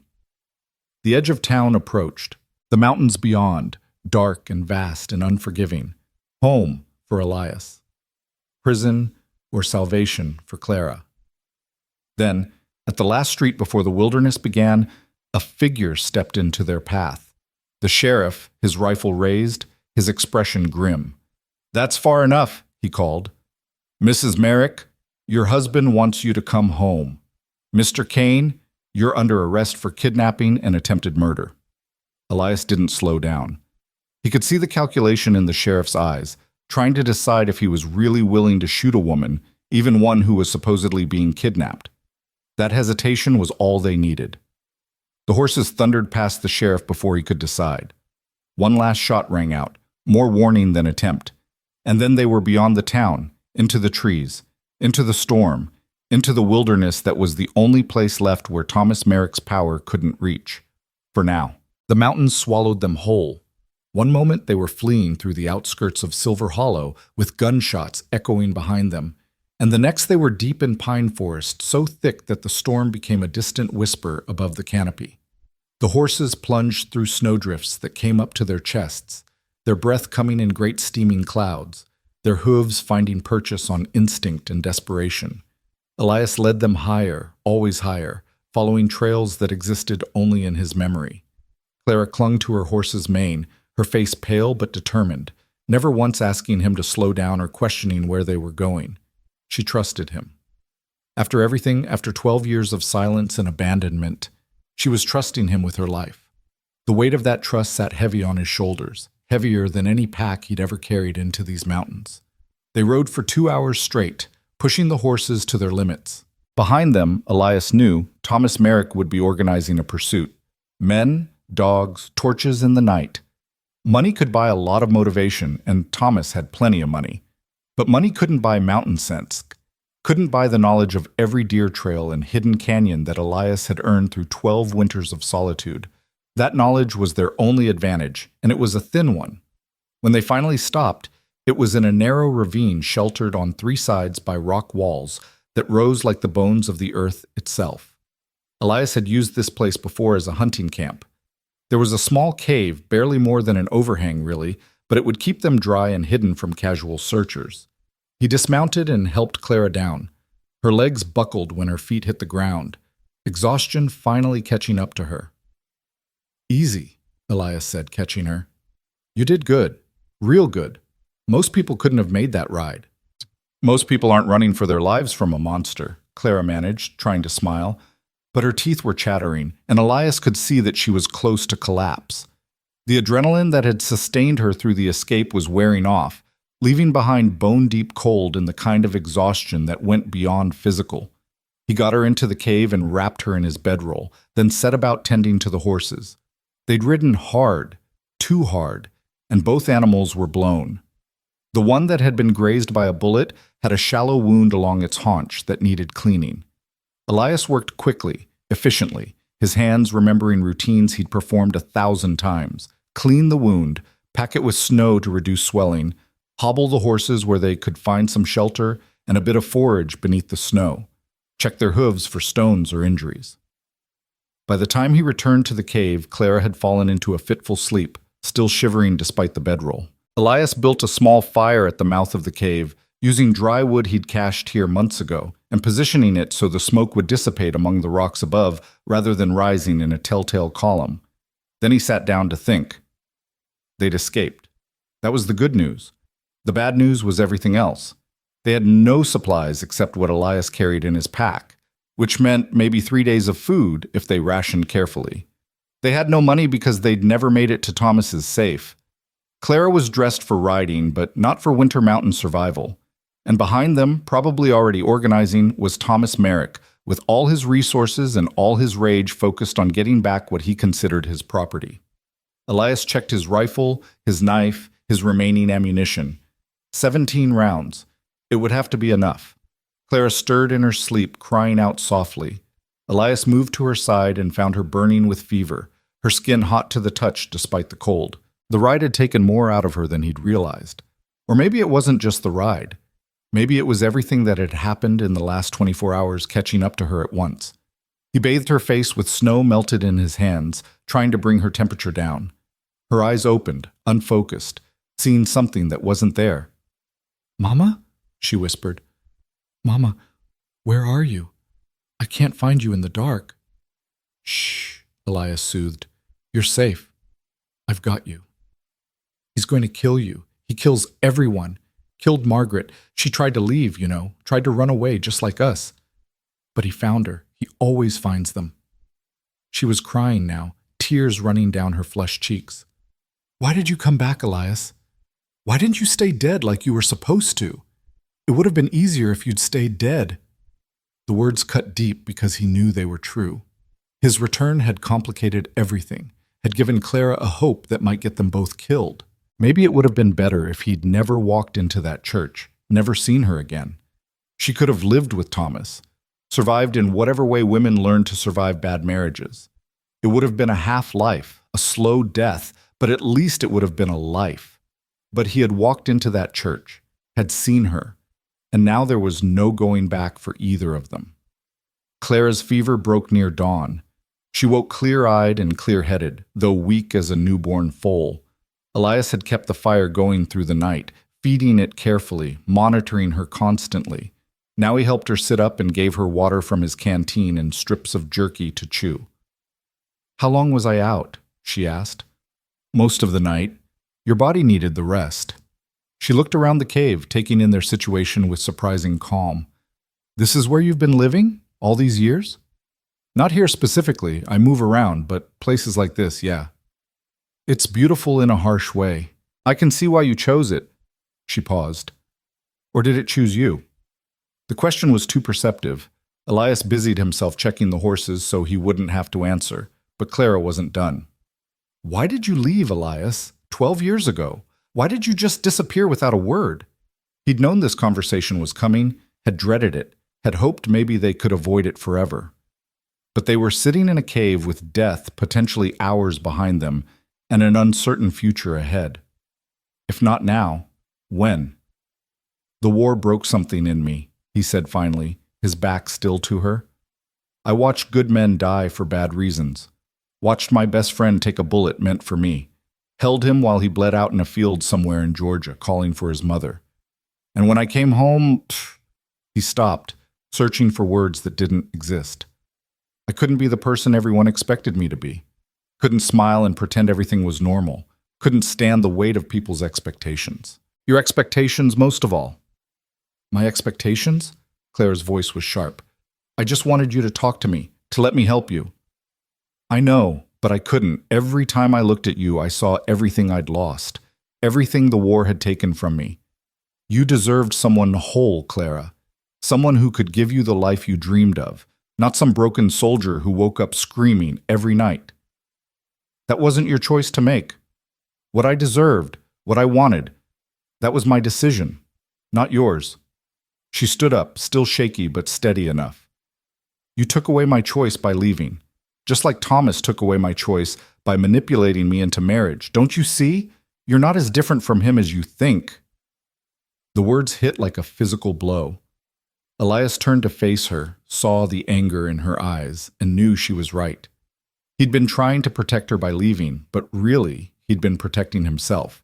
Easier to run than to face his demons. Easier to be alone than to risk letting someone see how damaged he really was. "You're right," he said. "I'm sorry.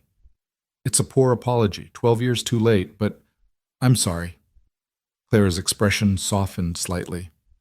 "I spent years hating you, then years trying to forget you, And then just when I'd finally managed to bury it all, you walked back into my life at the worst possible moment." She laughed, a sound without humor. Or maybe it was the perfect moment. Maybe God or fate or whatever cosmic force controls these things decided we both deserved one more chance to get it right. Or to get it spectacularly wrong. That too. The morning light was strengthening now, filtering through the snow-heavy branches outside their cave. Elias knew they needed to move soon. Thomas's men would be searching, probably had been searching all night. The storm had covered their tracks initially, but experienced trackers would be able to pick up their trail once the weather cleared. "How far is your cabin?" Claire asked, reading his thoughts. 2 days hard travel in good weather, maybe 3 or 4 in this." He paused. "But we can't go there. It's the first place they'll look. Thomas knows I'm a mountain man. He'll send searchers to any known trapper cabins in the region." "So where do we go?" "There's a place, an old mining camp about 20 miles north, abandoned for years, but some of the structures are still standing. We can hole up there, figure out our next move." "And then?" It was the question Elias had been avoiding all night.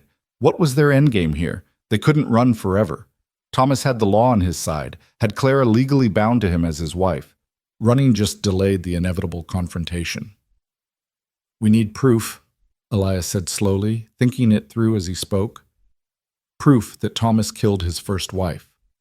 Proof that he's been beating you. Something solid enough that even his money and connections can't make it disappear." "There is no proof. Margaret's death was ruled accidental. My bruises will heal. It's his word against ours, and his word carries the weight of money and respectability. Then we make him show his true face, make him do something so public, so undeniable, that everyone sees him for what he really is." Clara stared at him.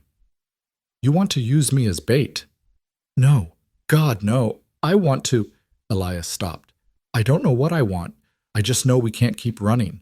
Eventually our supplies run out, or the weather turns worse, or we make a mistake. And Thomas just has to get lucky once." They fell silent, both of them grappling with impossible choices. Finally Clara spoke, her voice quiet but firm. "There might be another way. Dr. Ellison examined me, documented my injuries. If we could get him to testify, to show those records to someone who isn't in Thomas's pocket." "Who?" "The sheriff works for Thomas. The magistrate is his business partner. Anyone with authority in Silver Hollow is either bought or intimidated." "Then we go higher. The territorial governor, the U.S. Marshal Service, someone who can investigate without Thomas's interference."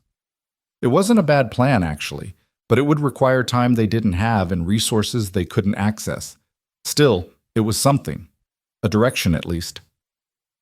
They were packing up to leave when they heard it, dogs barking in the distance. Tracking dogs. Thomas had brought tracking dogs. Elias swore under his breath. He'd hoped for more time, but Thomas must have had the dogs ready, must have anticipated this exact scenario. The man was nothing if not thorough. "How much time do we have?" Clara asked, her face gone pale. "An hour. Maybe less. The ravine will slow them down, but not for long." Elias was already moving, scattering the fire, covering their tracks as best he could. "We need to move. Now." They mounted the horses and rode north, pushing hard again, trying to put distance between themselves and the pursuit. But the dogs were faster than horses in this terrain, could follow a scent that no amount of snow could completely hide. Elias could hear them getting closer, their excited barking echoing through the mountains. He led Clara along a rocky ridge where the horses' hooves would leave less trace, then down into a frozen creek bed where the ice might confuse the scent. Old tracker tricks, learned from mountain men and Indians.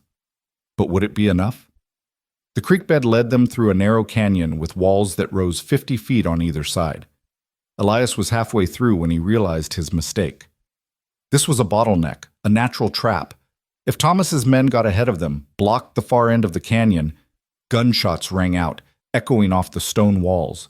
Clara's horse screamed and went down, a bullet in its shoulder. Clara hit the ground hard, rolling instinctively, and Elias was off his own horse in an instant, pulling her behind a boulder as more shots kicked up snow and stone around them. "How many?" Clara gasped. Elias risked a look. 4 men at the mouth of the canyon behind them, dismounted, using their horses for cover. Professional shooters from the look of them. Hired guns, not local townsmen playing at posse. 4 behind us, maybe more ahead. He checked his rifle. 17 rounds. 4 men. The math wasn't good. I can shoot, Clara said. My father taught me. If you have a weapon.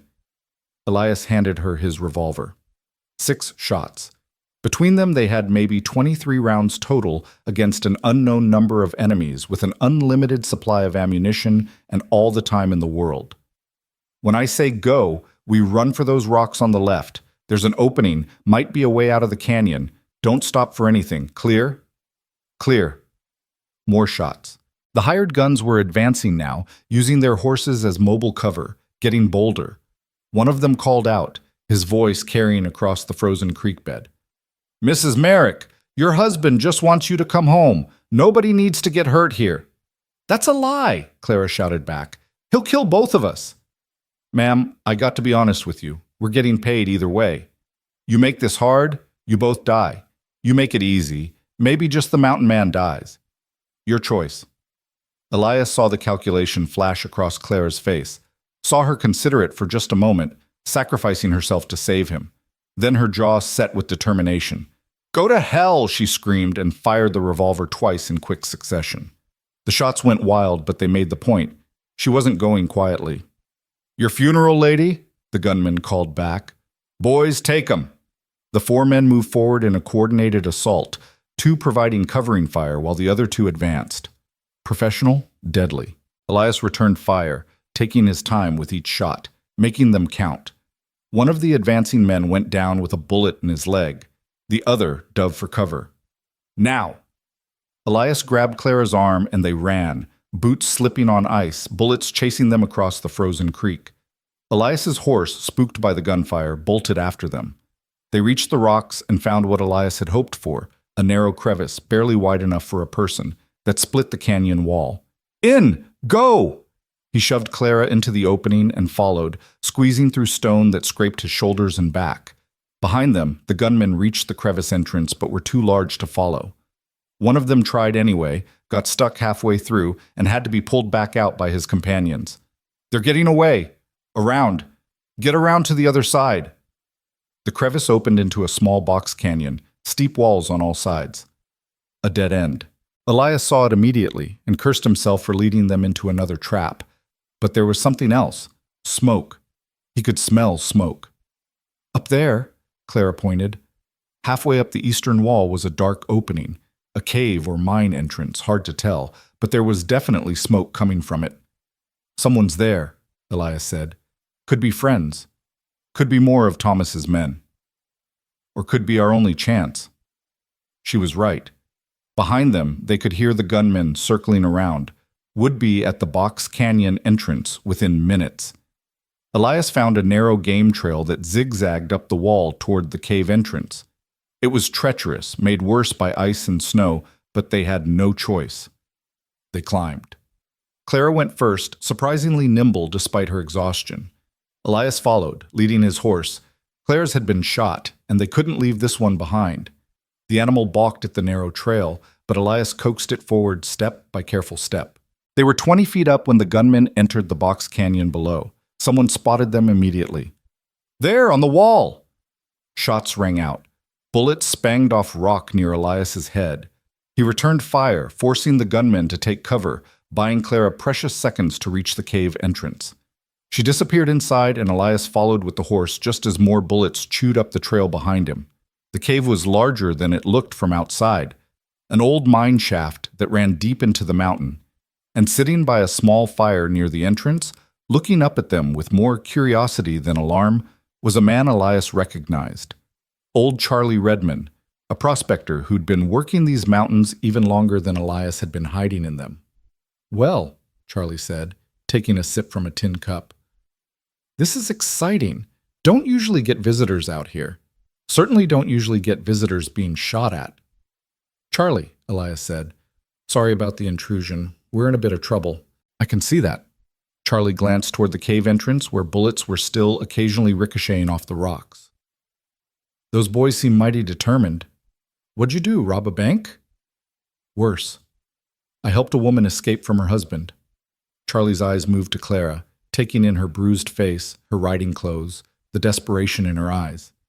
He was old, somewhere north of 70, but his mind was sharp. He understood the situation immediately. Husband's that rich fellow from Silver Hollow, I'm guessing, Thomas Merrick. Heard stories about him. Heard about his first wife, too. He spat into the fire. Never did like men who beat women. Seems cowardly to me. Can you help us? Clara asked. Help you how? I'm just an old prospector. Don't have money or influence or anything useful except this mine and what's in it. What is in it? Elias asked. Charlie's smile was sly.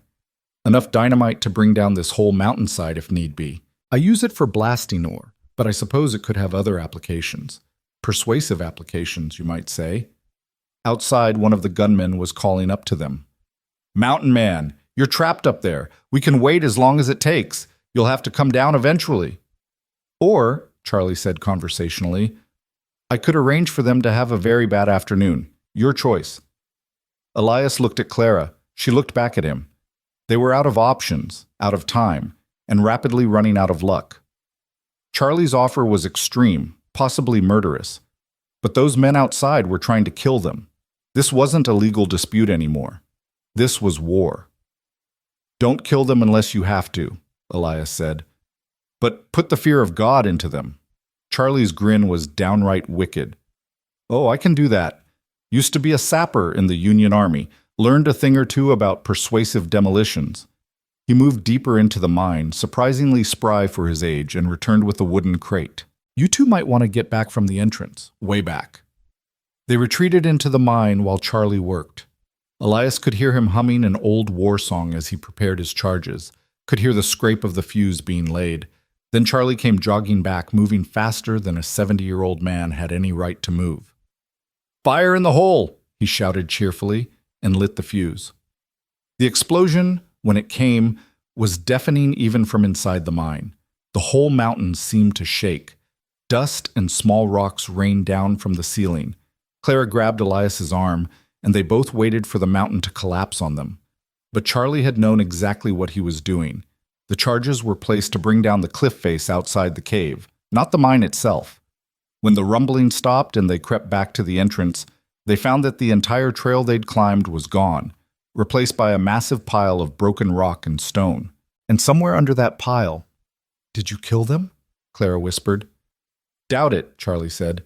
Gave them plenty of warning. Sound of a fuse burning is pretty distinctive. They probably ran like rabbits, but they'll think twice about coming up here again, I'd wager. Elias looked out over the canyon. Sure enough, he could see the gunmen at the far end, staring up at the rockfall in shock. One of them was shouting something, probably threats, but the words didn't carry. They'd lost this round. The question was, would they give up entirely or just regroup? They'll go back to Thomas, Elias said. Tell him where we are. He'll bring more men. More dynamite if he has to. He's not going to stop. Then maybe it's time to stop running, Clara said. Both men turned to look at her. Think about it. Right now we're reacting to him, letting him dictate the terms. What if we changed that? What if we went on the offensive? Against Thomas Merrick? Charlie shook his head. Begging your pardon, ma'am, but that man has money, power, and the law on his side. What do you two have? We have the truth, Clara said. And we have something he doesn't. Nothing left to lose. She was right, Elias realized. They'd already lost everything. Their safety, their futures, any hope of a normal life. Thomas had taken it all, which meant they could take risks he couldn't. Could make moves that would be insane for anyone who still had something to protect. What are you thinking? Elias asked. Clara's eyes were hard as flint. I'm thinking we go back to Silver Hollow. Not to hide, not to run, but to face him. To make him show the whole town what he really is. And if we're going to do that— She paused, and something fierce moved across her face. We need to hit him where it really hurts. His reputation, his business, his money. We need to destroy him the way he's been destroying people for years. That's ambitious, Charlie said. Also probably suicidal. Well, probably, Clara agreed, but I'd rather die fighting than spend the rest of my life being his victim. Elias studied her. This woman who'd been so broken just yesterday, now standing straight and strong, proposing they walk back into the lion's den. This was the Clara he remembered from their youth, the one who'd climbed trees higher than any boy would dare, the one who'd stood up to her father when he tried to marry her off to an old farmer, the one who'd been buried under grief and fear, but never truly broken. "All right," he said. "So we go back. But we need a plan. And we need leverage. Something that will force people to listen, to believe us over Thomas's lies." "The freight company ledgers," Clara said suddenly. "Thomas keeps 2 sets of books. One for the government, one that shows his real business. Bribes, payoffs, partnerships with known criminals. If we could get those ledgers..." "Where does he keep them?" "In his safe, the one behind his first wife's portrait. The one we never got to because..." She gestured at their current situation. "So we need to break into Thomas's mansion, crack his safe, steal incriminating documents, and somehow get them to authorities who aren't already in his pocket." Charlie whistled. "Like I said, ambitious and suicidal." But Elias's mind was already working through the logistics. Thomas's mansion. He'd been there twice now, knew the layout. The safe was in the study. The guards would be doubled after the escape, but guards got bored, got tired. There were always openings if you were patient enough to find them. "We'd need help," Elias said. "People in town who aren't afraid of Thomas, or who are afraid but angry enough to act anyway." "Dr. Ellison," Clara said immediately. "And Jenny. Maybe others. There must be others who've suffered under Thomas's control. People who want to see him fall but didn't dare act alone." "What about the Marshal Service? If we had those ledgers, could we get them to a U.S. Marshal?" "Nearest Marshal station is in Denver. 2 weeks' travel in good conditions. A month in winter." Clara shook her head. By the time we got there and back with help, Thomas would have destroyed all evidence and probably killed anyone who helped us. "Then we need to make our case locally, publicly. So undeniable that even Thomas's money can't suppress it." Elias was thinking aloud now, pieces of a plan falling into place. "The town meeting. Silver Hollow has a monthly town meeting, doesn't it? Where citizens can raise concerns? First Saturday of every month, which is," Clara calculated, 4 days from now. 4 days? Elias looked at Charlie. "Can we hide here for 4 days?" The old prospector scratched his beard. "I got supplies for maybe 2 people for a week. 3 of us will be eating light. But yeah, I can keep you hidden. This mine goes back near half a mile. Got all sorts of side tunnels.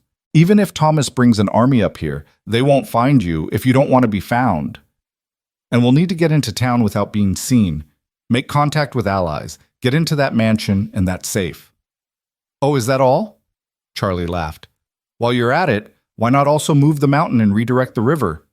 But there was respect in his voice. He understood what they were attempting, not just escape, but justice. Not just survival, but victory. It was the kind of crazy, desperate gambit that only made sense when you had nothing left to lose. They spent the rest of that day and all of the next planning. Charlie proved to be an unexpected fountain of information about Silver Hollow and Thomas Merrick's operation. He might live in a mine in the wilderness, but he still came to town regularly to sell his ore and buy supplies. He knew who worked for Thomas, who feared him, who hated him. He knew guard schedules and supply routes, and which deputies were zealots and which were just doing a job. "Dr. Ellison, he's your best bet," Charlie said on the second night, as they sat around his fire eating thin stew made from rabbit and root vegetables. "Man's got principles, even if he's too afraid to act on them most of the time. But with the right push, the right assurance that he's not alone, he might step up." "And Jenny?" Claire asked. "The maid? That girl's got more courage than sense. Already helped you once. She'll help again, consequences be damned. Women like that, they're dangerous. They're unpredictable. Thomas probably already fired her, or worse." Claire's face fell. "I didn't think if he hurt her because of me." "Don't go borrowing guilt that isn't yours," Charlie said gently. "Thomas Merrick hurts people because that's what he does. Not because of anything you did or didn't do. That weight is his to carry, not yours." On the third day, they heard dogs again. A search party, larger than before, methodically working through the box canyon. Charlie's rockfall had bought them time, but Thomas was persistent. Elias watched from the mine entrance, hidden behind carefully positioned rocks, as men with torches and guns searched every crevice and overhang. They never looked up. The rockfall had convinced them the cave was inaccessible, and that mistake saved Elias and Clara's lives. After 6 hours, the search party moved on to other areas, and the mountains fell silent again. That night, Elias couldn't sleep. He sat at the mine entrance, watching the stars through the opening, thinking about what they were about to attempt. The odds were not good. Even if they got the ledgers, even if they exposed Thomas publicly, there was no guarantee of justice. Rich men rarely faced real consequences. The system was built to protect them. "You're thinking too much," Clara said, joining him. She'd taken to sitting close to him these past few days, their shoulders touching, their hands occasionally finding each other in the dark. It wasn't romance, or maybe it was, but buried under so many layers of trauma and survival that it looked like something else entirely.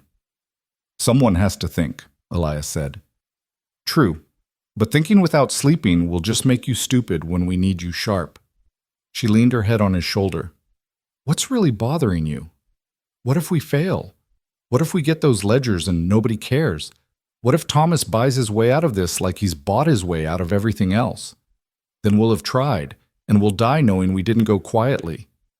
Clara lifted her head to look at him. "Do you remember what you said to me the night before you left for the war? You said that some things are worth fighting for even when you know you'll lose. That the fighting itself matters, not just the winning." Elias did remember. He'd been 18, full of naive idealism that the war had beaten out of him. "I was young and stupid. Maybe. Or maybe you were young and right, and the war just made you forget what you knew." She took his hand, lacing her fingers through his. "I've been Thomas Merrick's victim for months now, been his wife for exactly 1 day. And I'm tired, Elias. I'm so tired of being afraid. So if we're going to die, and we might, I'd rather die on my feet, fighting, than on my knees, begging for mercy that will never come. I won't let you die. You might not have a choice, but that's okay. The dying isn't the scary part anymore. The scary part is living like I was living, in that house, with that man. That was worse than any death." They sat in silence after that, watching the stars wheel overhead, both of them knowing that in less than 24 hours, they'd either be heroes or corpses. Maybe both. On the 4th day, as the sun was setting, Charlie led them down a back way out of the mine, a narrow tunnel that opened onto the far side of the mountain, well away from where Thomas's men had been searching. It was barely large enough to crawl through, and Clara had to leave most of her skirts behind, but they emerged into the twilight undetected. "There's a cabin about 2 miles west," Charlie told them. "Belongs to a widow woman named Sarah Hutchins. Her husband died in one of Thomas's freight accidents. Wagon brake failed, went off a cliff. Thomas paid her $50 in compensation and told her to be grateful. She's been bitter ever since. She'll hide you if you tell her you're working against Thomas." "You're not coming with us?" Clara asked. "Hell no. I'm old, not suicidal. Besides, someone needs to keep this mine looking occupied, in case Thomas's men come back. I'll be fine. You two—" He shook his head. "Well, I'd say good luck, but you're going to need more than luck.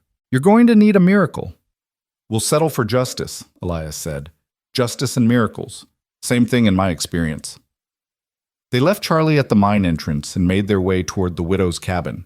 The journey took longer than expected because they had to avoid any open areas where they might be spotted.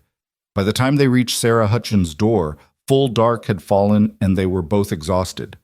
The woman who answered their knock was perhaps 50, weathered by hard work and harder grief, with eyes that had seen too much. She looked at them without surprise, as if people on the run showed up at her door regularly. "You're the ones everybody's hunting," she said. It wasn't a question. "Yes, ma'am," Claire said. "Charlie Redmond sent us. He said you might help." "Charlie talks too much, always has." But Sarah stepped aside. "Get in before someone sees you, and close the door quiet. Sound carries on cold nights." The cabin was small but clean, a single room with a fireplace and a loft. Sarah gave them soup and bread without asking questions, just watching them eat with an expression Elias couldn't quite read. Calculating, maybe. Weighing some internal equation. Finally, she spoke. My husband Michael died 3 years ago. Thomas Merrick's company was responsible. Faulty equipment, no safety checks, but the inquest ruled it accidental. Michael's death was just the cost of doing business, they said. Her voice was bitter. $50. That's what Merrick paid for my husband's life. $50 and a lecture about how I should be more careful with money since I didn't have a man to manage it anymore. I'm sorry, Clara said. Don't be sorry. Be successful. Charlie got word to me yesterday that you might be coming. Told me what you're planning. I want in. It's dangerous, Elias warned. If Thomas finds out you helped us, he's already taken everything I had worth losing. He can't hurt me any worse than he has. Sarah's jaw was set with the kind of determination that came from having nothing left to fear. What do you need from me? Information, allies, and a way to get into town without being seen. I can do all three. There's a farmer named Henrik Olsen whose daughter worked for the Merrick household. She quit last year, wouldn't say why, but I can guess. Henrik's been drinking himself to death ever since. If you could convince him his daughter's shame wasn't his fault, but Thomas's, he'd help, Clara finished. Maybe. He's also friends with 2 of the deputies. Not the true believers who'd die for Thomas, but the ones just drawing paychecks. If Henrik vouched for you, they might listen. It was a thin thread to hang a plan on, but it was something. Through Sarah, they contacted Henrik. Through Henrik, they reached the 2 deputies, both of whom, it turned out, had their own grudges against Thomas Merrick. One's brother had been cheated in a business deal. The other's wife had been propositioned by Thomas at a company party, the kind of proposition that wasn't really a question. Slowly, carefully, like assembling a weapon from scattered pieces, they built their network. By the second night at Sarah's cabin, they had 7 people committed to helping. Not an army, barely even a militia. But it might be enough. The plan was simple in concept, nightmarishly complex in execution. On the night of the town meeting, while Thomas was occupied with civic performance, Elias and one of the deputies would break into the mansion and crack the safe. Clara, meanwhile, would appear at the meeting itself. Dramatic, public, undeniable. Her testimony, combined with the ledgers, would create a scandal that even Thomas's money couldn't suppress. At least, that was the hope. What if he just shoots you? Sarah asked Clara bluntly. The moment you walk into that meeting, what's stopping Thomas from pulling out a gun and ending it right there? Witnesses, Clara said. The whole town will be watching. Even Thomas can't murder someone in front of 100 people and claim self-defense. Can't he? He's done crazier things and gotten away with them. Then I'll die knowing I tried. That's more than I had before. The night before the town meeting, Elias found himself unable to sleep again. He walked outside Sarah's cabin and found Clara already there, sitting on a stump, looking up at the stars. She didn't seem surprised when he joined her. Last chance to run, he said. We could take Sarah's horse, be in the next territory by the end of the week. Start over somewhere Thomas's name means nothing. We'd be running forever, Clara said. He'd never stop looking, and even if he did, I'd never stop looking over my shoulder, never stop being afraid. She turned to face him. I'm done being afraid, Elias. Whatever happens tomorrow, I'm done. He kissed her then, for the first time in 12 years. She kissed him back, fierce and desperate, like she was trying to pour 12 years of loneliness into one moment. When they broke apart, both of them were shaking. If we die tomorrow, Clara whispered, I want you to know I forgave you years ago for leaving, for everything. I was hurt, but I forgave you. I don't deserve that. Maybe not, but I'm giving it anyway. They held each other in the cold darkness, 2 broken people trying to make themselves whole again through pure stubbornness and desperate hope. Tomorrow they would either win or die. Tonight, they just needed this moment of peace before the storm. The day of the town meeting dawned cold and clear. Perfect weather for the end of everything. Sarah Hutchins insisted on making them a proper breakfast that morning, as if feeding them well could somehow improve their odds of survival. Elias forced down eggs and potatoes he couldn't taste while Clara sat across from him, barely touching her own plate. They were both thinking the same thing. This might be their last meal as free people. Or their last meal, period. Deputy Marcus Brennan arrived just after dawn, looking nervous but determined. He was the younger of the two deputies who'd agreed to help them, maybe 30 years old, with the kind of face that still believed the world could be fair if you worked hard enough. Thomas Merrick hadn't completely beaten that optimism out of him yet, though he'd certainly tried. "The meeting starts at 7 o'clock, Marcus said, accepting coffee from Sarah. "Thomas will be there by 6:30. He always is. Likes to glad hand the other council members before things get official. His guard detail usually comes with him, which means the mansion will be less protected than normal." "How many guards stay behind?" Elias asked. "2, maybe 3. One at the front door, one roaming the grounds, sometimes one inside. They rotate positions every hour." Marcus pulled out a hand-drawn map of the Merrick property. "The study is here, ground floor, facing west. Windows usually locked, but the frame is old. I've seen it jimmied before when Thomas locked himself out." "You've been to the mansion?"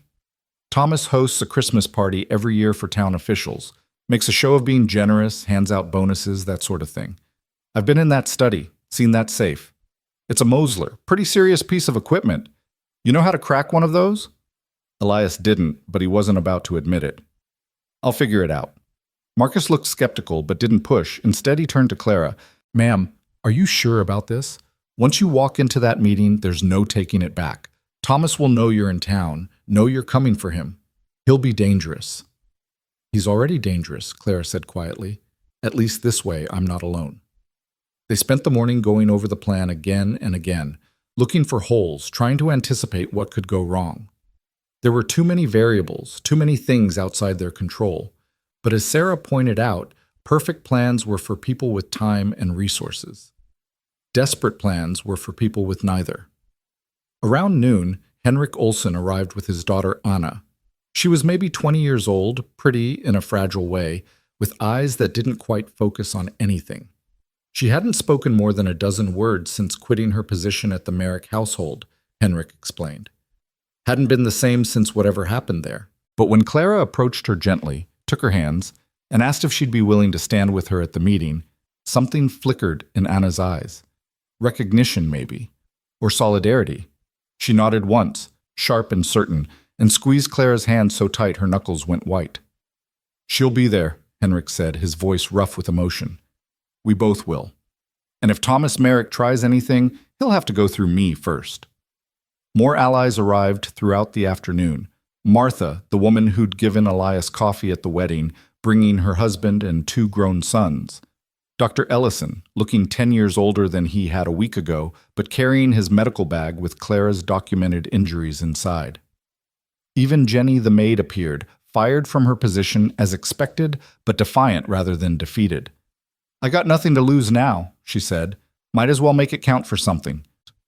By 4 o'clock, they had 14 people committed to showing up at the meeting and backing Clara's testimony. Not a majority by any means. Silver Hollow had over 300 residents, but enough to make noise, enough to force people to pay attention. The real question was whether attention would translate into action. As the sun began its descent toward the mountains, Elias prepared for his part of the operation. He checked his rifle, his knife, his lock-picking tools cobbled together from wire and filed nails. Marcus would go with him to provide cover and legitimacy if they were spotted.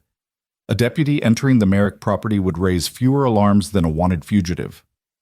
"You don't have to do this," Claire said, pulling him aside as he was loading his gear. "Marcus could handle it alone. You could come to the meeting with me." "And leave you unprotected if something goes wrong? No, we do this right. Both objectives, both of us doing what we do best." He touched her face gently, tracing the fading bruise on her cheek. "You face him in the light. I'll work in the shadows. Together, we bring him down. And if one of us doesn't make it, then the other one finishes what we started." He kissed her forehead. "But we're both going to make it, Clara. I didn't survive 12 years in these mountains just to die in some rich man's study." She managed a small smile. "You're a terrible liar, Elias Kane, but I appreciate the effort."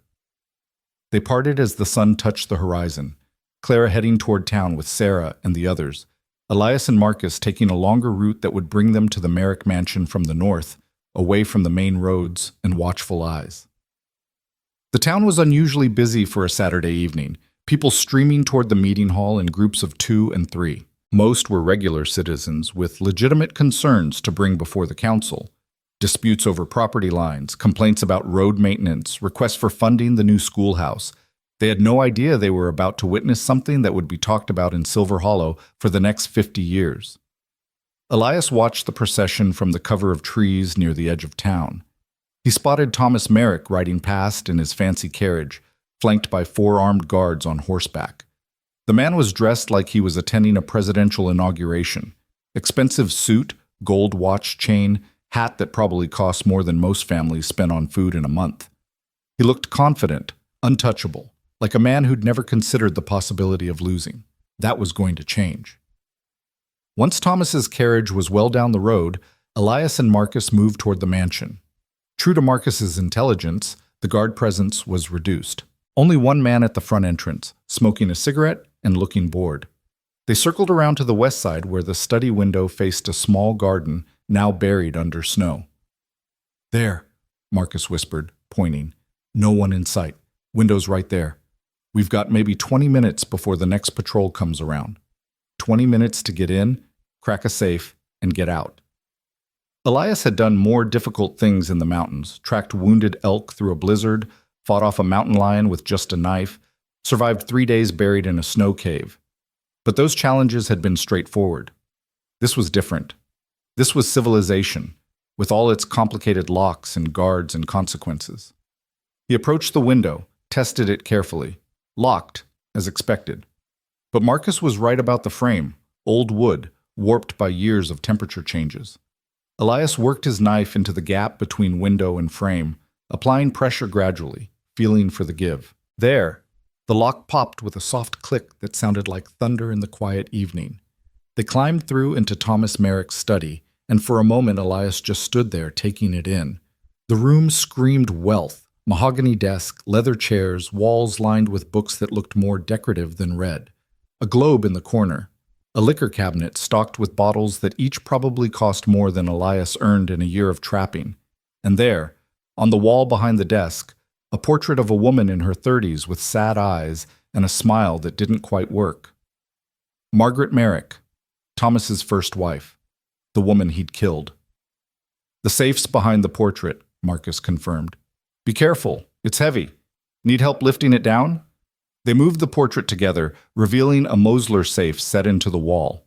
Elias had seen pictures of these in catalogs, serious equipment designed to withstand fire, water, and determine thieves. The combination dial had 100 numbers. Without knowing the code, you could spend days trying random combinations. But they had the code. Clara's gift from her brief, terrible marriage, Thomas's arrogance in sharing his secrets with a wife he assumed was too broken to use them against him.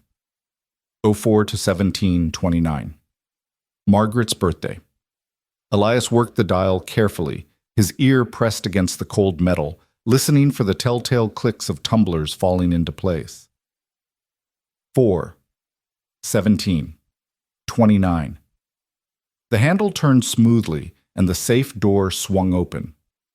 Inside was exactly what Clara had promised: stacks of cash, various documents, and 2 leather-bound ledgers. Elias grabbed the ledgers and started flipping through them while Marcus kept watch at the window. Column after column of entries written in neat handwriting that documented years of criminal enterprise, bribes to officials, payoffs to competitors, deals with known criminals. And worse, a whole section labeled accidents that listed payments made to families of workers killed in freight operations, along with notations like "resolved quietly" and "no investigation." Margaret Merrick's name appeared in that section. Payment, $0. Notation, personal matter, resolved. Elias felt his hands start to shake with rage. This wasn't just evidence of corruption. This was a confession. A man so arrogant, so certain of his invulnerability, that he documented his own crimes in meticulous detail. "Got what we need?" Marcus asked urgently. "We've been here 15 minutes. Need to move." Elias grabbed both ledgers, started to close the safe, then paused. There was something else inside, a small leather pouch, heavy in his hand. He opened it and found himself staring at jewelry. Expensive pieces, far too many for one man to have given as gifts, and tucked among the necklaces and rings was a locket with MM engraved on it. Margaret Merrick's locket. Thomas had kept it, a trophy from his first kill. Elias pocketed the locket along with the ledgers, closed the safe, and was helping Marcus replace the portrait when they heard footsteps in the hallway outside the study. Heavy boots, multiple people. "Damn," Marcus breathed. "Early patrol. Out the window. Now." They were halfway across the room when the study door opened and 3 guards walked in. For a frozen moment, everyone just stared at each other. Then one of the guards recognized Marcus. "Deputy Brennan, what are you doing here?" Marcus's hand went to his holster. "Official business. The marshal's office asked me to collect evidence for an investigation."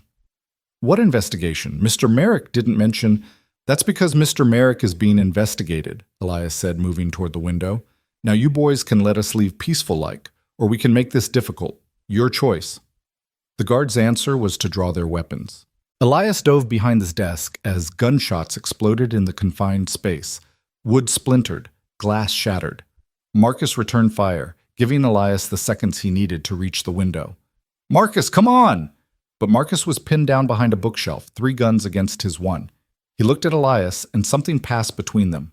Understanding, resignation. Marcus was about to do something stupid and brave.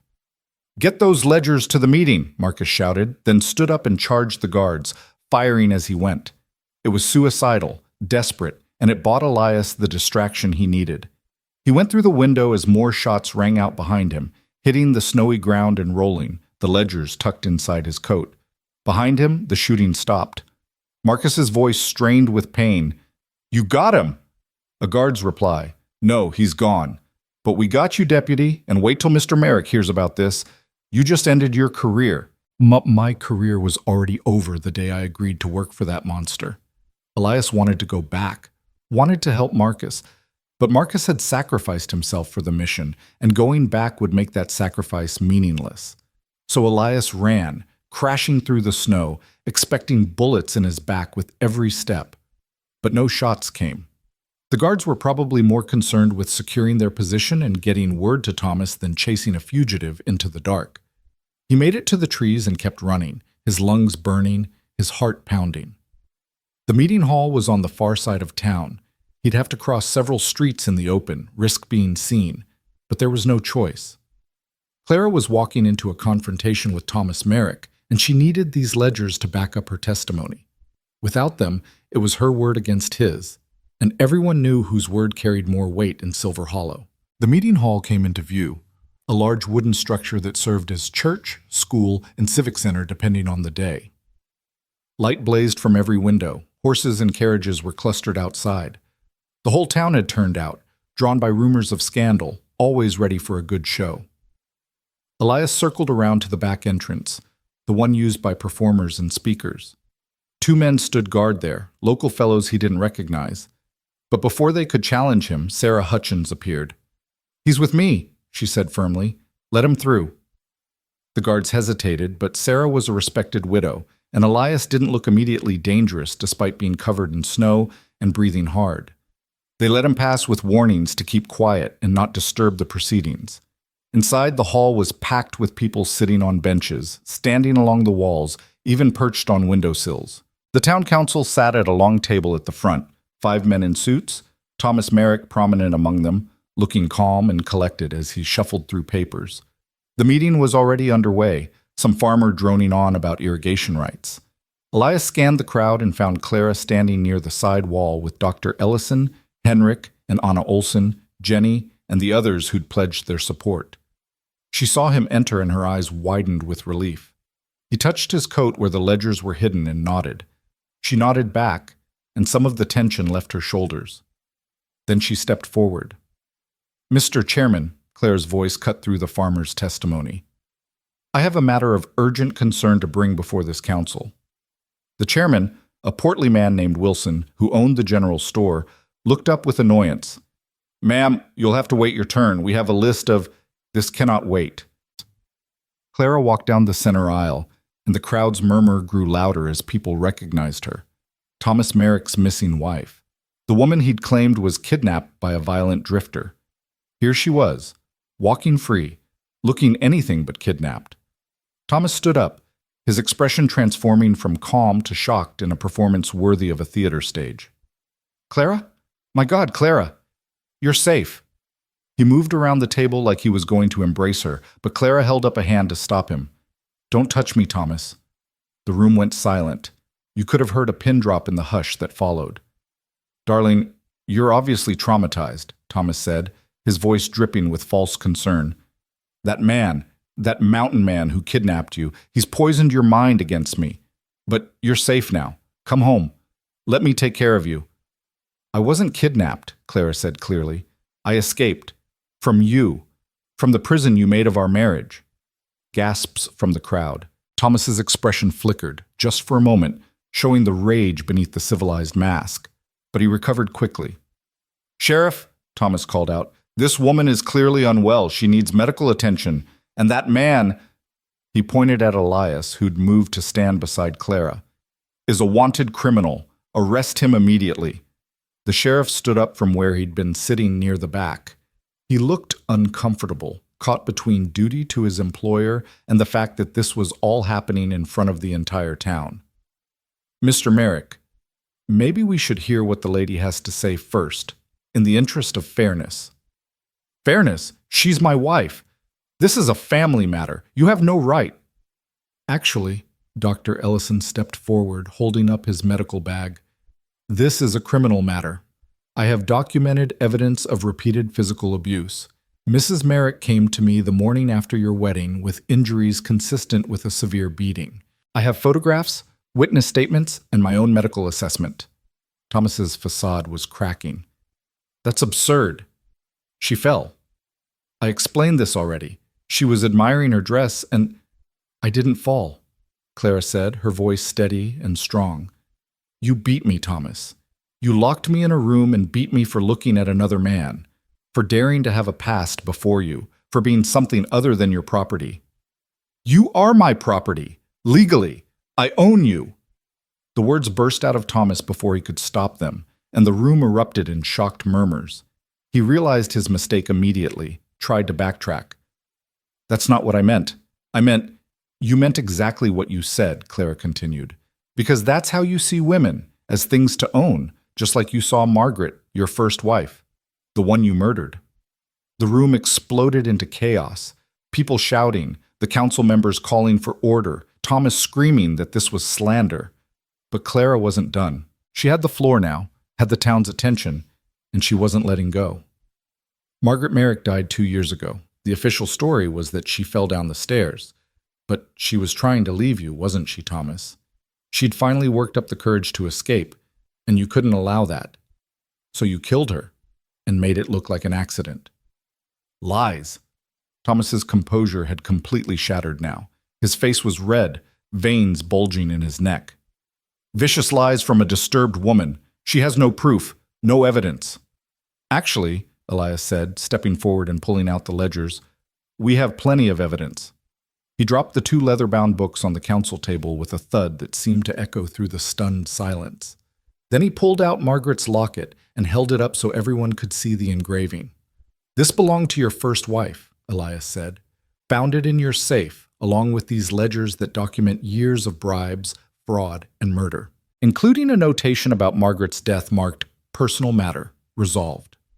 Thomas lunged for the ledgers, but Henrik Olsen stepped in his way. The farmer was 20 years older and 4 inches shorter, but he stood his ground. You've done enough damage, Henrik growled. Enough lies, enough victims. It ends tonight. Get out of my way, old man, or I'll... You'll what? Beat me like you beat my daughter? Like you beat your wives? Henrik's voice carried across the room. Anna worked in your house for 6 months. She was a happy girl before that. Came home broken, wouldn't speak, wouldn't eat. What did you do to her, Merrick? Thomas's eyes darted around the room, looking for allies, for escape routes. But the mood had shifted. People were standing up, pressing closer, their faces showing anger instead of fear. The spell of Thomas Merrick's power was breaking. This is a conspiracy, Thomas said desperately. The mountain man, the doctor, this farmer, they've all collaborated to destroy me out of jealousy, out of... Mr. Merrick, the council chairman said heavily. I think we need to examine these ledgers, and we need to hear testimony from everyone involved. This meeting is suspended until we can... No! Thomas pulled out a derringer from inside his coat. Small gun, but deadly at close range. He pointed it at Clara. No more testimony, no more lies.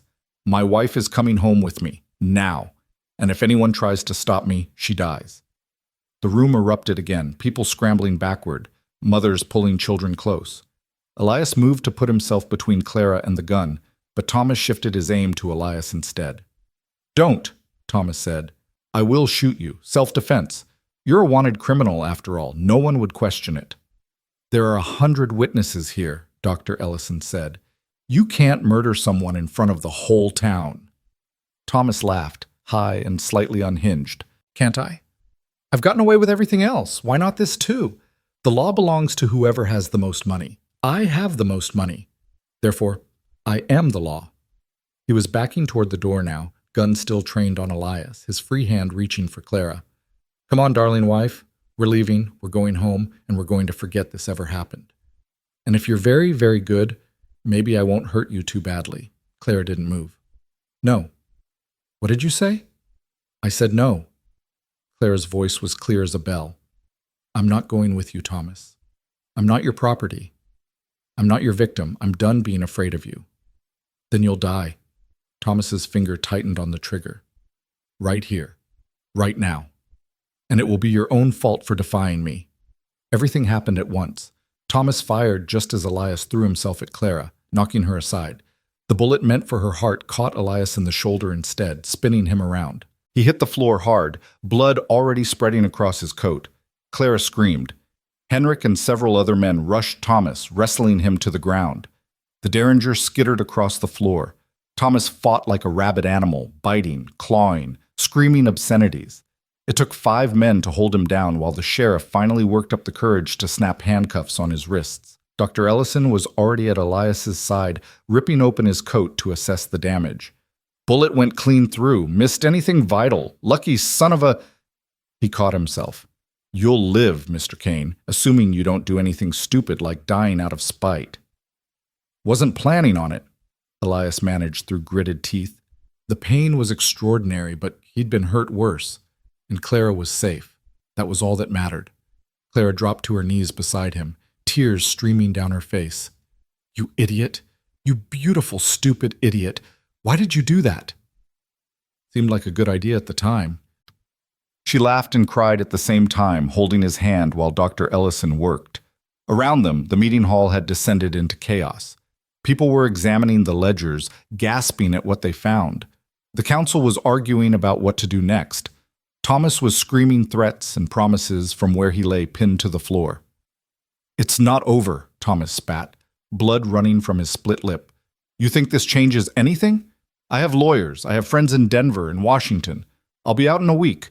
And when I am, I'll hunt down every single person who betrayed me tonight. Starting with you, dear wife. Starting with you. Actually, a new voice said from the doorway, I don't think you'll be hunting anyone. Everyone turned. Standing in the entrance was a man in his 50s wearing a U.S. Marshal's badge and an expression of grim satisfaction. Behind him were 2 deputies, both armed with rifles. Marshal Cooper, the sheriff said, looking like he wanted to sink through the floor.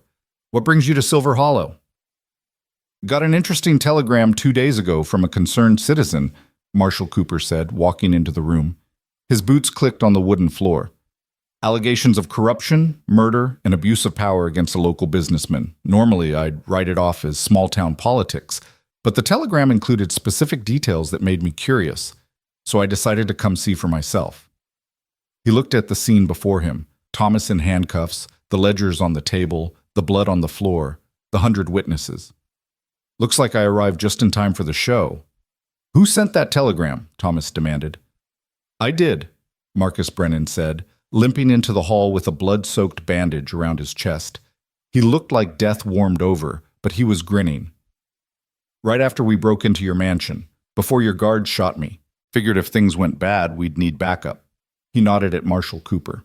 Took you long enough. I was 2 towns over when I got your message. Rode straight through. The marshal walked to the council table and picked up one of the ledgers, flipping through it with increasing interest. Well, this is quite something. Bribery, fraud, racketeering, conspiracy. And what's this about Margaret Merrick's death? He looked up at Thomas. Mr. Merrick, I'm placing you under federal arrest pending investigation of these charges. You have the right to— This is outrageous! Thomas was struggling against the men holding him, spittle flying from his mouth. You can't do this. I have rights. You have the right to remain silent, Marshal Cooper said calmly. I'd suggest you exercise it. He gestured to his deputies. Take him to the jail, and if he gives you any trouble, feel free to make him uncomfortable. Federal prisoners don't have to be coddled. As Thomas was dragged away, still screaming threats and promises, the tension in the room finally broke. People started talking all at once, excitement and relief mixing together. Someone was crying. Someone else was cheering. The council chairman was trying to restore order and failing miserably. Clara helped Elias sit up while Dr. Ellison finished bandaging his shoulder. The pain was settling into a steady throb, manageable if he didn't move too much. Is it really over? Clara asked quietly. Or is this just the beginning of another fight? With the marshal involved in those ledgers as evidence, Dr. Ellison said, Thomas Merrick is done. He might have fancy lawyers, but even they can't make that evidence disappear.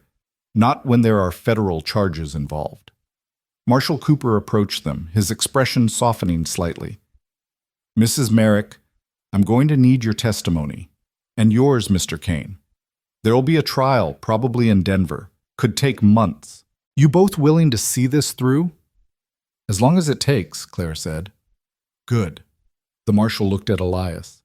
You did break him out of jail and kidnap his wife, according to local law. But given the circumstances and the fact that you've provided crucial evidence in a federal investigation, I'm inclined to overlook those charges. Call it prosecutorial discretion. Much obliged, Marshal. Don't thank me yet. You're both going to be star witnesses in what will probably be the biggest corruption trial this territory has seen in 20 years. It won't be pleasant. Thomas's lawyers will try to tear you apart on the stand. Are you ready for that? Elias looked at Clara. She looked back at him. And he saw in her eyes the same determination that had carried them through everything else. The escape, the hiding, the confrontation.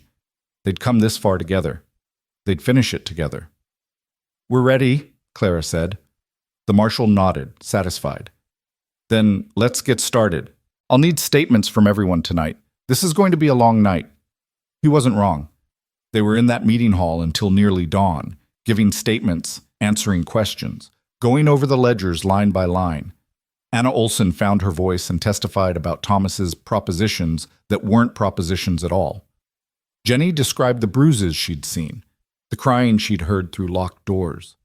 Martha told about Thomas's first wife, Margaret, who'd confided in her weeks before her death that she was afraid of her husband.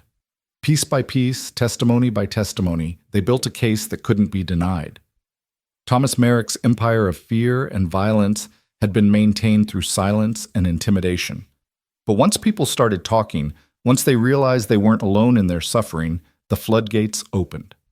By the time the sun rose over Silver Hollow, Marshal Cooper had enough evidence to put Thomas away for the rest of his natural life. And through it all, Clara stood tall and strong, no longer the broken woman Thomas had tried to create. She'd found something in those mountains, in that desperate flight, in the crucible of survival. She'd found herself again, the girl Elias had known 12 years ago, but tempered now, made stronger by everything she'd endured. As people finally started to leave, exhausted but satisfied, Dr. Ellison pulled Elias aside. That shoulder needs proper care. You'll stay with me for a few days until it starts healing. Doctor's orders. What about Clara? Sarah Hutchins has offered her home. Said it's about time Silver Hollow had one less victim and one more survivor. Dr. Ellison smiled. Besides, you two could use some time apart. Process everything that's happened. Figure out what comes next. What came next? Elias hadn't thought that far ahead. All his planning had been focused on exposing Thomas, on keeping Clara safe. But they'd done that. They'd won. So what now? Clara answered that question herself, taking his hand as they walked out of the meeting hall into the cold morning air.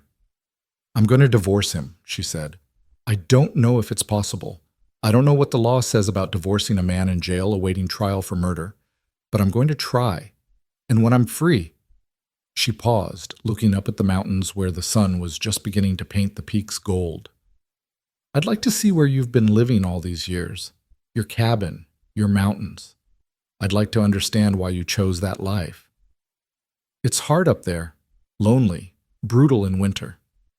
I've survived Thomas Merrick. I think I can handle winter. She squeezed his hand. I'm not asking for promises, Elias. I'm not asking you to be something you're not. I just want a chance to know you again. The real you, not the ghost I've been carrying around for 12 years. Elias looked at her, really looked at her, and saw not the girl he'd left behind, but the woman she'd become. Stronger than he'd given her credit for. Braver than he'd ever been. She'd walked into that meeting hall and faced down her abuser in front of the entire town. She'd risked everything for the chance at justice, at freedom, at a life worth living. How could he offer her anything less? Come spring, he said. When the snows melt and the pass is clear, come see the cabin. See if you can stand living with a man who talks more to his horse than to people. I'll bring books, Clara said, smiling. Teach you to be social again, or at least to tolerate company. That's a tall order. I've overcome taller. They stood there in the growing light, two broken people who'd found each other at exactly the wrong time and made it somehow work anyway. Behind them, Silver Hollow was waking up to a new day, a day without Thomas Merrick's shadow hanging over it. And ahead, somewhere in those mountains, was a future neither of them had dared imagine a week ago. A future built not on fear or obligation, but on choice. On two people who'd seen the worst in each other and themselves and decided it was worth trying anyway. As the church bells rang 6 o'clock, calling the faithful to morning services, Elias Kane allowed himself something he hadn't felt in 12 years. Hope.